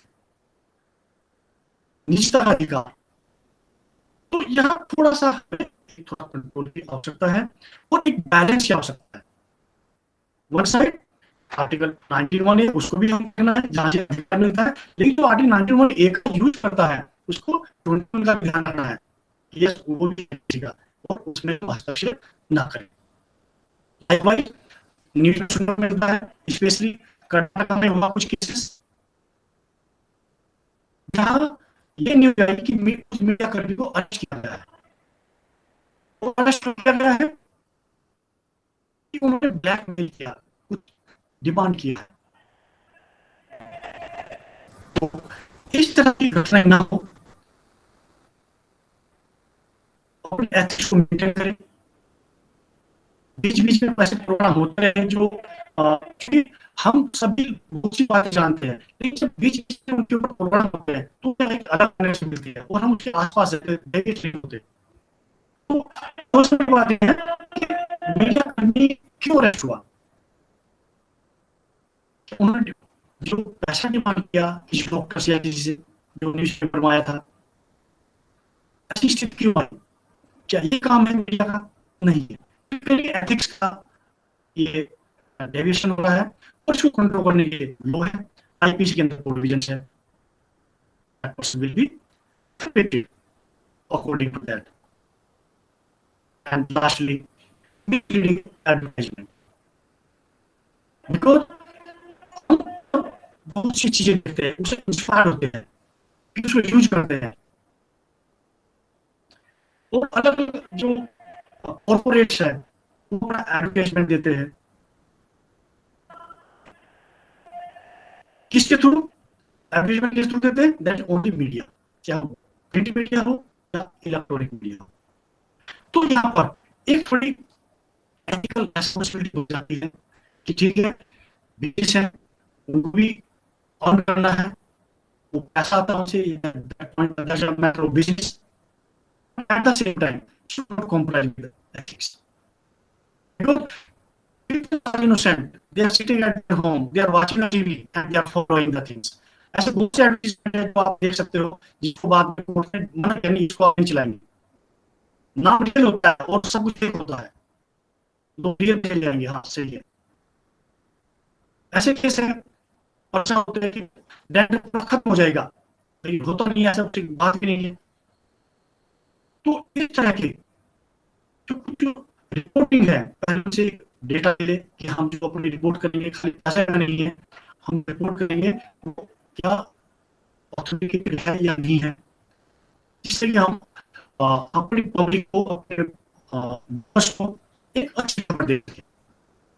तो अगर हम ये कहेंगे कि एक साइड में मीडिया जो कि बहुत इंपॉर्टेंट रोल प्ले करता है, चाहे हमारा वो फ्रीडम मूवमेंट रहा हो या आज मूवमेंट रहा हो, चाहे हमारा में किसान आंदोलन चल रहा हो, उसके लोग खबर पहुंची that is true media. So maximum काम जो है मीडिया के they are very positive, they are doing all things simultaneously. कोई प्रोफेसर चाहे legal professor medical professor they have to observe ethics also.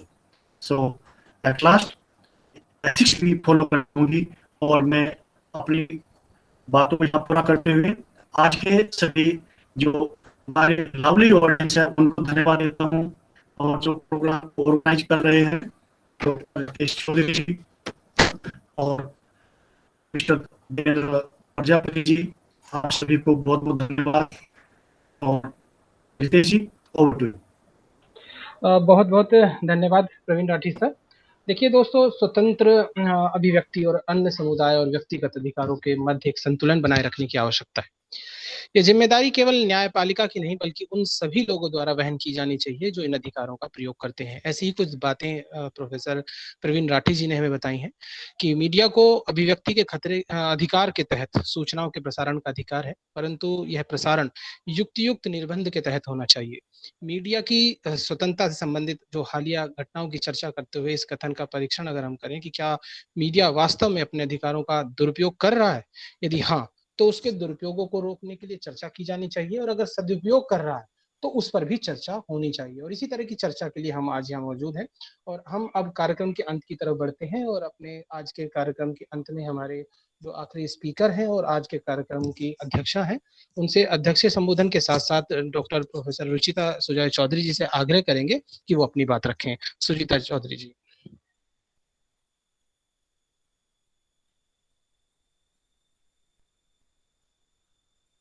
Ruchita जी, आप सुन पा रहे हैं?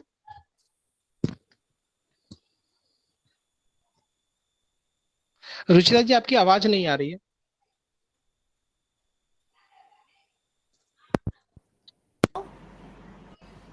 जी ओके, फर्स्ट ऑफ ऑल मैं बहुत बहुत धन्यवाद करना चाहूंगी integrated society of media professionals का एंड डॉक्टर रितेश चौधरी जी का, धीरेन्द्र प्रजापति जी का, कि उन्होंने मुझे मौका दिया इस मंच पे अपने विचारों को साझा करने के लिए।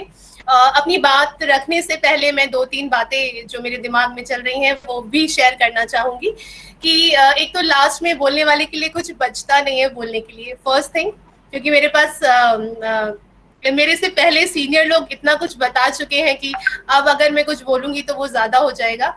और हमेशा जब किसी स्टूडेंट से कहा जाता है कि अपने टीचर के सामने बोलो तो वो भले गोल्ड मेडलिस्ट या टॉपर क्यों ना हो, एक बार जरूर वो महसूस करता है कि okay I have to speak in front of my teacher. तो ऐसा ही कुछ मेरे दिमाग में भी इस वक्त चल रहा है। तो अगर कहीं कुछ ऊपर नीचे हो तो आप लोग समझ जाइएगा, वो स्टूडेंट वाली फीलिंग मेरे दिमाग में अभी भी है। ओके, अभी डीएनएस यादव सर ने बहुत कुछ हमें सोशल मीडिया और उससे जुड़ी हुई चीजें एग्जाम्पल्स दे करके बहुत सारी बातें रखी थी। मैं यादव सर ने जहां अपनी वाणी को विराम दिया था उसके आगे अपनी बात शुरू करती हूँ। और राठी सर ने, क्योंकि बहुत सारे हमें ethical issues about the genesis of the media regulations in India, media expanding day by day, इन सारे मुद्दों को कवर अप किया, तो उस पर बात करना शायद अब मेरे पास कुछ बचा नहीं है। लेकिन मैं इन दोनों जो प्रोफेसर्स ने अपनी बात जहां खत्म की थी, मैं वहां से शुरू करना चाहती हूँ। As I am the learner of, still I am the learner or scholar of journalism and mass communication, तो मुझे लगता है कि जितने भी स्टूडेंट्स ने और पार्टिसिपेंट्स ने हमें यहाँ ज्वाइन किया हुआ है, तो हम कुछ ICT टेक्नोलॉजी और मीडिया किस तरफ जा रहा है, क्योंकि राठी सर ने अभी कहा था थोड़ी देर पहले कि media is expanding day by day, तो मैं वहीं अपनी बात उसी के आगे रखना चाहती हूँ कि yes sir, you very actually has told us कि media is expanding day by day. और जहां हम मीडिया में अभिव्यक्ति की बात करते हैं, रितेश सर ने भी बीच बीच में अपने वक्तव्यों में कहा कि मीडिया पे बहुत सारे एलिगेशंस लगते चले आए हैं, चाहे वो मीडिया ट्रोलिंग हो, पेड न्यूज हो, मीडिया बायसनेस हो, बहुत सारे ऐसे नॉमेनक्लेचर्स हैं जो आज की डेट में हम और आप यंगस्टर्स यूज करते नजर आते हैं। But actually the whole credit goes to the expansion of the media, क्योंकि मुझे लगा था कि ये टॉपिक ही है about the contemporary issues about the media और किस तरीके से करंट मीडिया सिनारियो और लॉस को हम कंपेयर कर सकते हैं। तो मैंने डिसाइड किया कल ही कि I should talk about the deep fakes. Media बहुत टाइम से हम प्रिंट मीडिया पे एलिगेशंस लगाते चले आए हैं, एंड यस, यादव सर ने अपने वक्तव्य में बहुत सारे रेगुलेशंस, लॉज, एक्ट्स की जानकारी हमें दी थी। और क्योंकि लॉ के जो प्रोफेसर्स बोल चुके हैं, तो I am not going to talk about the laws, क्योंकि वो अपनी बात ऑलरेडी बहुत अच्छे से बता चुके हैं, and I am not the expert of the laws.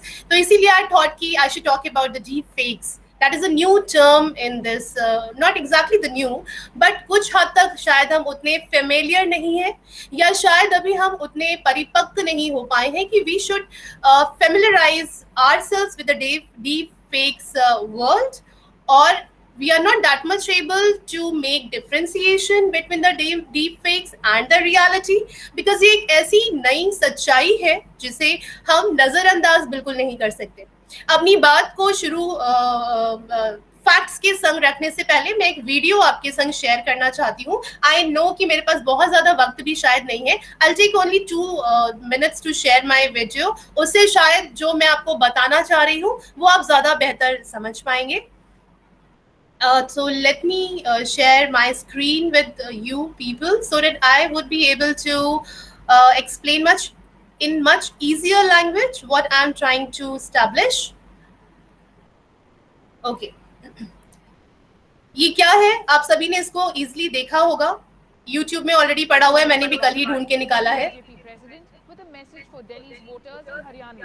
Pritesh sir, अगर इस ऑडियो में प्रॉब्लम हो तो मुझे बताइएगा, then I will close this. मैं आवाज आ रही थोड़ा कम आ रही है, अगर बढ़ा दें तो ज्यादा बेहतर हो। ओके, मैं कोशिश, वैसे मेरे वॉल्यूम 100 है। This is Manoj Tiwari in English, making a similar report. Greetings to all. Friends, I'm here just to ask about the work accounted for. ठीक है, अगर आवाज कम है तो I am not going to waste my time. ये मनोज तिवारी जी का video है जो प्रेसिडेंट है दिल्ली में, और ये वीडियो कई भाषाओं में पॉलिटिकल कैंपेन के दौरान रिलीज किया गया था, जिसमें मनोज तिवारी जी ने कई भाषाओं में अपनी बात रखी थी और इसको पॉपुलराइज करके पॉलिटिकल कैंपेन के लिए यूज किया गया था। This video is all about that. So I am going to back. Okay, मैं प्रेजेंटेशन स्टॉप करती हूँ। तो ये जो वीडियो मैं दिखाने की कोशिश कर रही थी, जो टेक्निकल ग्लिचेस की वजह से शायद नहीं मैं प्रॉपर सुना पाई, ऐसे बहुत सारे तमाम वीडियोस अगर आप सर्च करेंगे डीप फेक्स वीडियोस के नाम से यूट्यूब पे, या इसको गूगल सर्च करेंगे, तो बहुत सारे ऐसे वीडियोस आपको मिलेंगे जो हमें देखने में बिल्कुल रियल लगते हैं एक्चुअली, लेकिन वो रियल होते नहीं है। तो ये एक सच्चाई है जिसे आज की डेट में हम इग्नोर नहीं कर सकते, क्योंकि एक कहावत है, आपको याद होगा कि सीइंग इज बिलीविंग। जो हम आंखों से देखते हैं वही सच्चाई होती है। और कहा भी जाता था, हमारे घर में बड़े बुजुर्ग कहते हैं कि आंखों देखा सच, या क्या तुमने अपनी आंखों से देखा है। तो this is the new reality. क्योंकि अब हम न्यू नॉर्मल की बात करते हैं तो एक टर्म अभी मेरे दिमाग में आया कि ये भी एक न्यू रियलिटी है जिसके बारे में हमें बात करना और समझना बहुत जरूरी है, क्योंकि जो अब हम आंखों से देख रहे हैं वो सच नहीं है।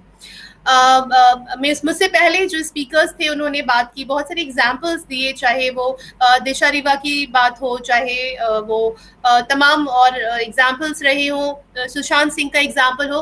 तो अब मैनिपुलेट करना बहुत आसान है, चाहे वो वीडियो के फॉर्म में हो, चाहे वो ऑडियोज के फॉर्म में हो, और चाहे फोटोग्राफ्स, तो हम सब वाकिफ ही हैं बहुत अच्छे से कि उन्हें मैनिपुलेट हम कई सालों से, कई युगों से करते चले आ रहे हैं। तो इसलिए मुझे लगता है कि इस पे बात करना बहुत ज़रूरी है कि एक्चुअली डीप फेक है क्या। इनफैक्ट अगर आप में से बहुत सारे युवा साथी, अब तो टिकटॉक बंद हो गया, बट अगर फेसबुक रील्स या यूट्यूब शॉर्ट वीडियोस यूज़ करते होंगे तो मैंने 6 महीने पहले, मुझे याद पड़ता है कि मैंने भगत सिंह का मुस्कुराता हुआ चेहरा और मोनालिसा को बात करते हुए सुना था। और कुछ मैंने ऐसे वीडियोस भी देखे इस दौरान जहाँ पे स्टूडेंट्स अपने पेरेंट्स को ये बता रहे हैं कि ये हमारे दादा हैं, दादी, और उनके पेरेंट्स रोने लग गए। तो this is actually the artificial intelligence, जिससे आज की डेट में कुछ भी मुमकिन है। मतलब मेरा चेहरा अगर मैं ये कहूँ कि आज की डेट में मेरा नहीं है, तो शायद ये गलत या अतिशयोक्ति अलंकार की कैटेगरी में नहीं चला जाएगा, because still I must say seeing is now not believing. तो डीप फेक्स के ये जो जाल है, ये जो षड्यंत्र है, ये इनसे ट्रम्प भी अछूते नहीं रहे हैं। क्वीन एलिजाबेथ है, टॉम हैंक है, बहुत सारे रैप स्टार्स हैं, बहुत सारे ऐसे प्रेसिडेंट्स हैं फॉरेन कंट्रीज के जिनके फेक वीडियोस मार्केट में आ चुके हैं। और बाद में एनालिसिस करने के बाद पता चलता है कि ये एक्चुअली रियल वीडियोस नहीं थे, ये फेक वीडियोस थे। लेकिन तब तक जो मंशा होती है इन डीप फेक्स की, वो पूरी हो चुकी होती है।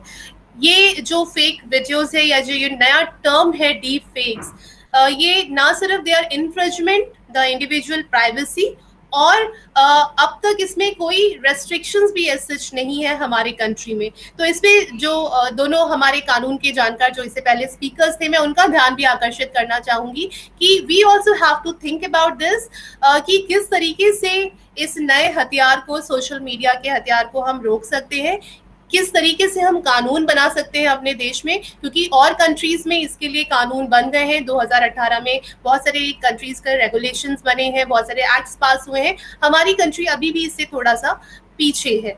तो अभी मैं मनोज तिवारी जी की बात कर रही थी, जिनका ये जो वीडियो हम देखने की कोशिश कर रहे थे फरवरी 2020 में दिल्ली असेंबली के दौरान ये वायरल किया गया था, और ये कोशिश की गई थी कि जो अपोनेंट है उनको किस तरीके से क्रिटिसाइज किया जाए ऑन द वर्चुअल वर्ल्ड।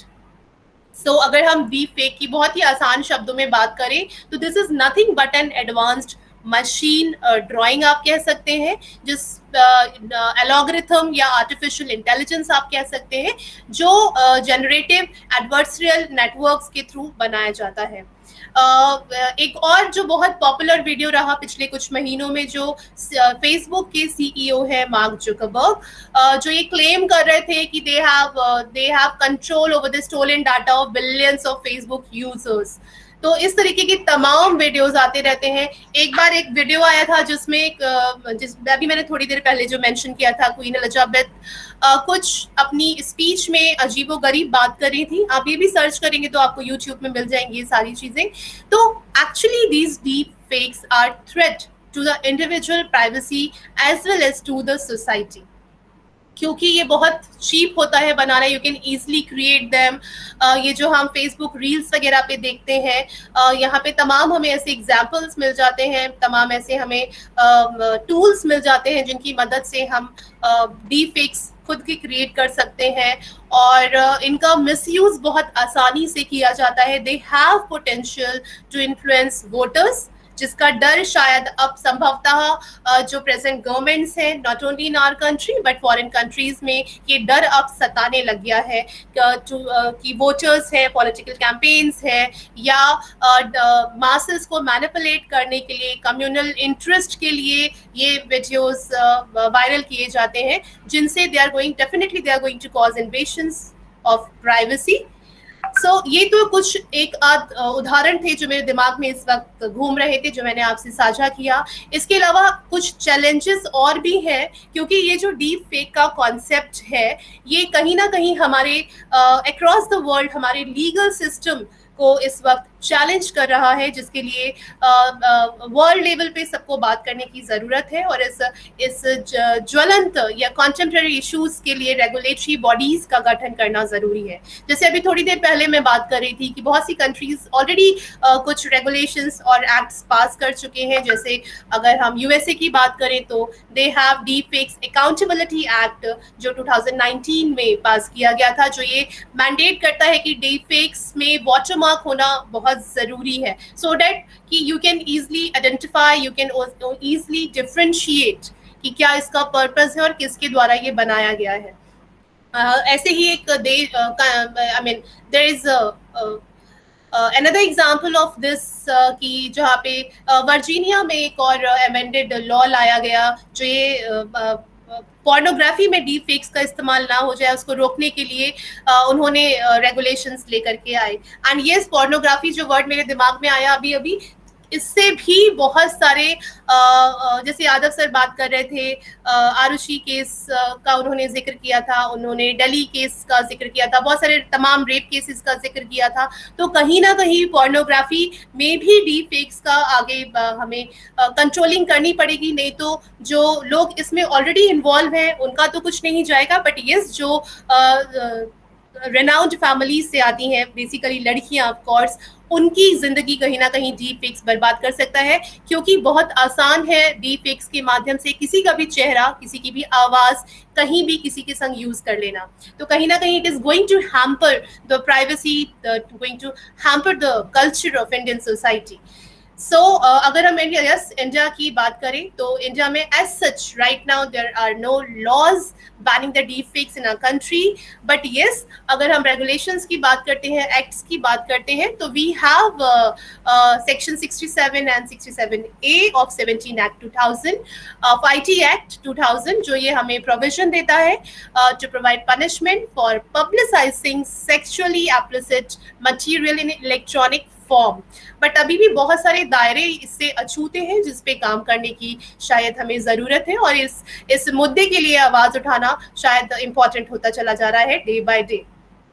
इसके अलावा अगर हम IT 2000 एक्ट के अलावा बात करें तो we have section 500 of the Indian penal code 1860 जो that provides punishment for the defamation, but these provisions मुझे लगता है कि they are not sufficient, actually they are insufficient to tackle the various forms in which deepfakes exist, क्योंकि जब Trump, queen Elizabeth, Manoj Tiwari जैसे जो बड़ी बड़ी हस्तियां हैं वो तक अछूते नहीं रह पा रहे हैं इस डीप फेक के जाल से, तो हम और आप जैसे आम आदमी शायद इस का अगर हिस्सा बनते हैं, इसके जाल में फंसते हैं, तो निकल पाना बहुत मुश्किल हो जाएगा। बट यस हमें ज़रूरत है, क्योंकि we are the learners of journalism, mass communication and of course the law.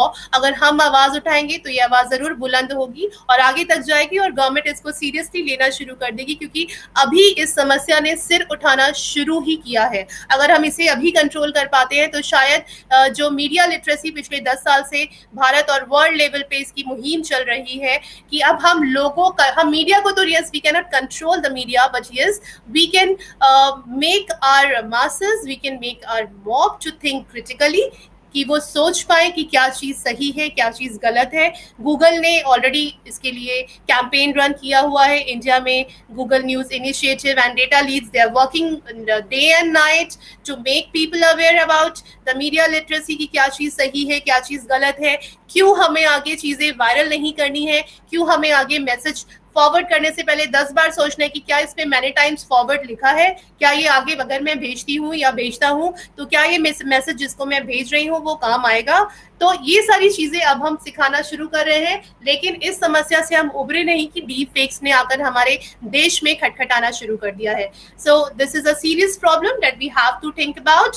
और इसके अलावा जब हम प्रोविजंस की बात कर रहे थे तो the right to privacy has been recognised as a fundamental right in India in the Supreme Court judgment of Muthuswamy versus Union of India. तो उसके तहत हम यस आवाज उठा सकते हैं अगर ऐसा कुछ हमारे साथ घटित होता है that is related to the deep fakes. And इसके अलावा हमें ये सोचना जरूरी होगा, क्योंकि टेक्नोलॉजी जो है वो निरंतर डे बाय डे एक्सपेंड हो रही है, हर दिन कुछ नया आ रहा है, और उस नए को हम बहुत तेजी से अपनी लाइफ में अडॉप्ट कर रहे हैं। और वो जो अडॉप्शन हम कर रहे हैं शायद बगैर ये सोचे समझे हम करते हैं कि कहीं ऐसा तो नहीं कि this is going to hamper the privacy of us as an individual, या this is going to infringe my privacy. तो ये सारी चीजें सोचना बहुत जरूरी है। जैसे जब मैं मीडिया लिटरेसी पे या मैं फेक न्यूज़ पे कभी मौका मिलता है बात करने का, तो आई ऑलवेज यूज टू से कि क्रिटिकल थिंकिंग आप में होना बहुत ज़रूरी है, क्योंकि हम सिर्फ गवर्नमेंट से उम्मीद करें कि ठीक है गवर्नमेंट एक्ट्स ला सकती है, रूल्स एंड रेगुलेशंस को रिस्ट्रिक्ट कर सकती है।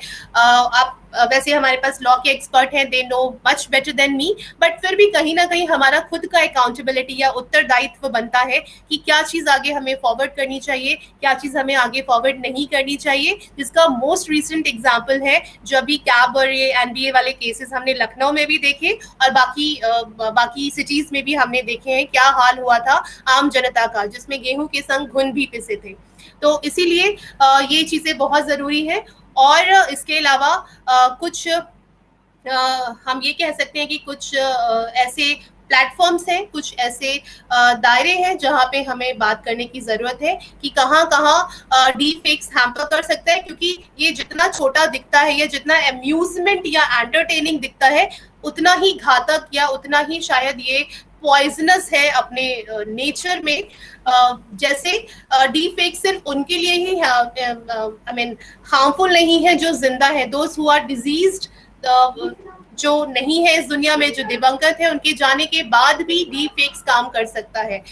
मैंने कुछ वीडियोस कल रात में डाउनलोड किए थे ये सोच के कि मैं आप लोगों के साथ में शेयर करूंगी, बट अभी मुझे लगता है कि शायद मेरा बैंडविड्थ बहुत स्ट्रांग नहीं है, so I won't be able to share it. But आप लोग प्लीज जितने भी स्टूडेंट्स हैं वो जरूर एक बार जाकर के देखिएगा। आप डीप फेक वीडियो ऑफ शहीद भगत सिंह जी डालेंगे तो you will able to find it out, आप मोनालिसा डालेंगे तो you will be able to find it out. तो ये कुछ ऐसे वीडियोस हैं जो उनके जाने के बाद वायरल है, that is in public space, लोग देख रहे हैं। और जब मैं खुद के मेरे जानने वालों से बात करती हूँ तो बताते हैं कि नहीं नहीं हमने वीडियो देखा है। एक आम जनता के संग, क्योंकि यस आम जनता मासूम होती है ऐसा कहा जाता है, उस मासूम जनता के संग ये समस्या रहती है कि वो बगैर आगे पीछे सोचे, बगैर एनालाइज किए उन चीजों पे अंधभक्त की तरह विश्वास कर लेते हैं और वहां से प्रॉब्लम या केओस स्टार्ट हो जाती है। तो उस मास को हमें ये जगाने की जरूरत है, ये समझाने की जरूरत है कि हर चीज पे आंख बंद करके आप भरोसा मत करिए, बिकॉज जो लाइन मैंने शुरू में कही थी कि seeing is not believing nowadays. So इन कुछ 2-3 और लास्ट में बात कहते हुए अपनी वाणी को मैं विराम दूंगी कि क्या क्या हमारी मेजर कंसर्न्स हो सकती है related with this deep fake videos, कि एज अ ह्यूमन बीइंग हम अपने लेवल पे जो कर सकते हैं वो हम ये कर सकते हैं कि जैसे ही हमें कोई वीडियो मिलता है हम उस पर आंख मूंद के भरोसा ना करें ऑफ कोर्स। और दूसरा हम ये कर सकते हैं कि वी कैन डिटेक्ट इट, हम उसको डायरेक्ट कर सकते हैं कि क्या ये वीडियो फेक है कि नहीं है। अगर हमने अपने लेवल पे कर लिया तो हम उन 4 लोगों को नहीं भेजेंगे, उन 4 में से कोई ये हो सकता है कि 2 लोग बिल्कुल वैसे हो जो आंख बंद करके चीजों पे भरोसा करते हो। तो ये चीज हम अपने, क्योंकि हम इस वक्त स्क्रीन पे जितने भी लोग दिख रहे हैं we have at least that much maturity कि हम अच्छे और बुरे में फर्क कर सकते हैं, हम ये समझ सकते हैं क्या चीज हमारे लिए ठीक है और क्या चीज नहीं ठीक है। और जो मैं कंसर्न की बात कर रही थी कि क्या मेजर कंसर्न है, जैसे पोर्नोग्राफिक वीडियोस, जैसे मैंने कहा कि जो संभ्रांत परिवारों से महिलाएं हैं अब उनके ऊपर क्वेश्चन मार्क लग सकता है, so we have to think it a lot. एक टाइम पे एसिड अटैक की समस्या भारत में बहुत ज्यादा थी, अब भविष्य पोर्नोग्राफिक वीडियोस का है कि हमें इसकी तरफ सोचने की जरूरत है। तो बहुत सोच समझ के सोशल मीडिया पे being a female we have to share it, कि हम क्या शेयर कर रहे हैं क्या नहीं शेयर कर रहे हैं। हमारी एक फोटो हमने शेयर की और उसको कोई भी यूज कर सकता है, उसका वीडियो बन सकता है। एंड डीप फेक्स के थ्रू वॉइस क्लोनिंग भी हो सकती है। अभी जो भी मैं बोल रही हूँ मेरे एक्सप्रेशंस को जो AI है वो कॉपी कर सकता है और उसके अकॉर्डिंग कुछ भी वीडियो मेरी आइडेंटिटी यूज करते हुए बनाया जा सकता है। यस 2 लेवल पे हम काम कर सकते हैं डीप फेक्स के लिए। जो लड़ाई है हमारी, दैट इज फर्स्ट कि हम गवर्नमेंट लेवल पे काम करें, जिसके लिए मुझे इंटीग्रेटेड सोसाइटी से उम्मीद है कि कुछ अगर आप लोग if you people are making minutes and all तो please mention it in your minutes या रिपोर्ट में कि इस पे गवर्नमेंट क्या इनिशिएशन ले सकती है एट द इनिशिएटिव स्टेप, क्योंकि अभी बहुत ज्यादा पैर नहीं पसारे हैं डीप फेक्स ने इंडिया में। एंड सिटीजन लेवल में जो मैंने बोला कि हम क्रिटिकल थिंकर्स बन करके इस बीमारी से खुद को बचा सकते हैं। तो प्लस ब्लॉकचेन टेक्नोलॉजी के बारे में थोड़ी बहुत नॉलेज होना जरूरी है, जिससे हम ये चेक कर सकते हैं, हम ये जज कर सकते हैं कि this particular video is fake और नॉट। तो अपने स्टूडेंट्स को, अपने लर्नर्स को, अपने आसपास हम ये सारी बातें अगर डिससेमिनेट करते हैं, उन्हें बता पाते हैं, तो मुझे लगता है it will be quite easier to fight against this महामारी जो अभी बहुत बुरी तरह से हमारे देश में फैली नहीं है, लेकिन बड़े बड़े लोग इसकी चपेट में आ चुके हैं। ये बात मैं जरूर कहना चाहूंगी। With these words I am taking your leave. अगर इससे रिलेटेड कुछ भी आपको कोई क्वेश्चन हो, कोई डाउट हो, you can post it in the chat box, otherwise you may reach to myself. I am assistant professor, मेरे वेबसाइट पे यूनिवर्सिटी के you will get the contact numbers, email, आप मुझे वहाँ अप्रोच कर सकते हैं। और जो मेरे स्टूडेंट्स हैं वो कभी भी आके मुझसे मिल सकते हैं। I will feel happy to share my जो भी थोड़ा बहुत नॉलेज है about this particular issue with you people. So thank you once again. Thank you to all. Ritesh sir, now over to you. बहुत बहुत धन्यवाद रुचिता जी। आज हमने जितने भी अपने वक्ताओं को सुना है उसमें एक ही बात है जो महत्वपूर्ण रूप से हमारे सामने आती है, स्वयं नियमन और अपने विवेक का इस्तेमाल। टेलीविजन चैनल पर हो या सोशल मीडिया पर हो, बहुत सारा कुछ ऐसा है जो दुधारी तलवार है, उसका इस्तेमाल हमारे विवेक पर निर्भर करता है। आज टीवी पर ऐसे ऐसे बयानों पर, सोशल मीडिया पर ऐसे बयानों पर बहस होती है जिनका रत्ती भर भी फर्क राजनीति पर नहीं पड़ता है। बिहार के गिरिराज सिंह की बात करें तो उनके पाकिस्तान पर दिए गए बयान, हेमा मालिनी का अर्थव्यवस्था पर दिया गया बयान, बॉलीवुड एक्टर का भारत की राजनीति, सुरक्षा नीति और उन सब पे दिए गए बयान, हम उन पर बहस करते हैं। लोगों को समझना होगा कि देश बयानों से नहीं बल्कि संविधान, कानून और राज्य व्यवस्था से चलता है। इस उपभोक्तावादी लोकतंत्र में हर समस्या की कुंजी उपभोक्ता के हाथ में होती है। चूंकि समस्त समाज आज उपभोक्ता है, इसलिए समाज को चाहिए कि वो अपने मनोरंजन का जो स्तर है उसमें इजाफा करे, उसे उठाए, राजकाज में मानसिक जो संलग्नता है उसको बढ़ाए, सरकार की नीतियों के प्रति अपने आप को जागरूक रखे, अपने बच्चों को समग्र शिक्षा मुहैया कराए और जागरूक होने के लिए उन्हें समय दे, अपने समय का सदुपयोग करे।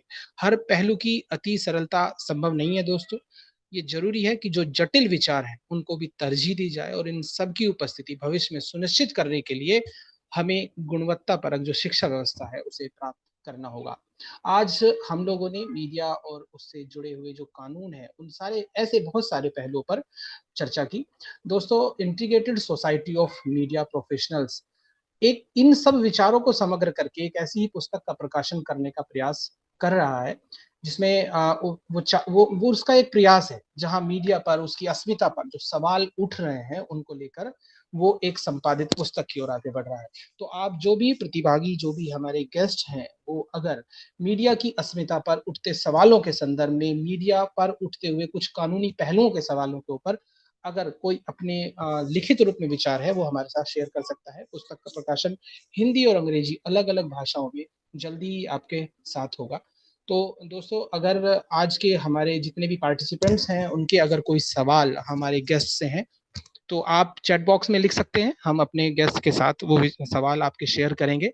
वैसे तो मुझे लगता है कि जो हमारे गेस्ट ने, हमारे स्पीकर्स ने बात कही है वो सवाल नहीं खोलती हैं बल्कि वो ज्यादातर समस्याओं के समाधान की ओर हमें आगे बढ़ाती हैं। लेकिन फिर भी अगर किसी के मन में कोई सवाल है तो हमारे गेस्ट से वो सवाल पूछ सकता है।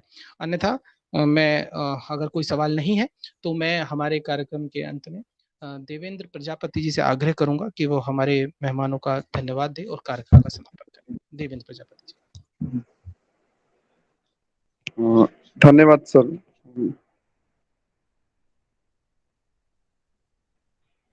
अगर किसी को कोई सवाल है तो पूछ सकता है एक बार, और उसके बाद मैं आगे कार्यक्रम के समापन की ओर मैं पढ़ूंगा।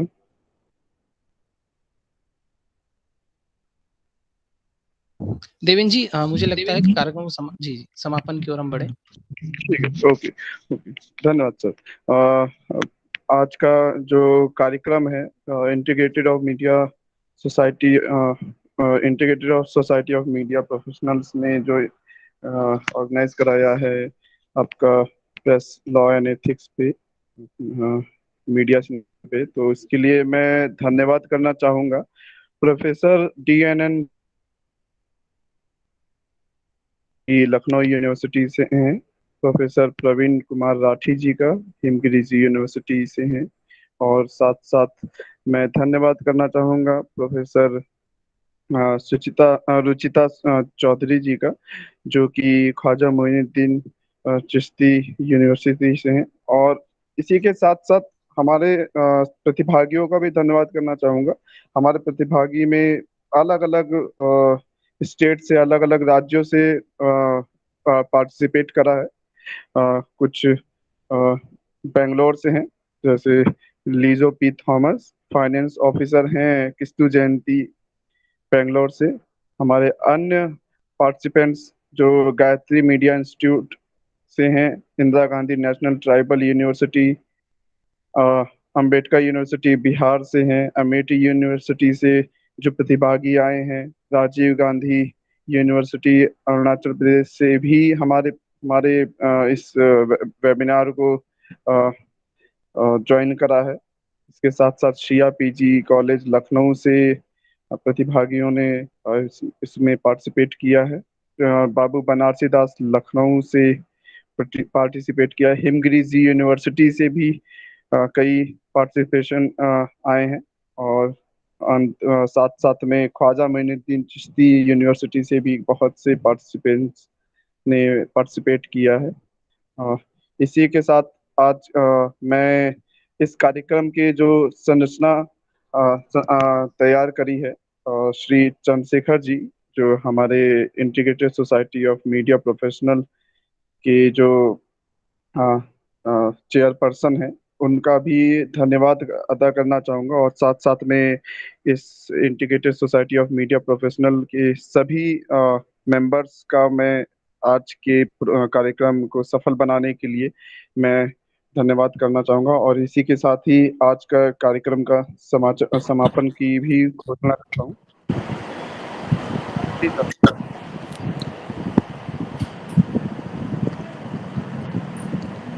सर विनोद सर कुछ कहना चाह रहे हैं सर? नहीं sir, thank you, so kind of you sir, बहुत बढ़िया रहा, सुन के अच्छा लगा सर, बहुत बढ़िया सर।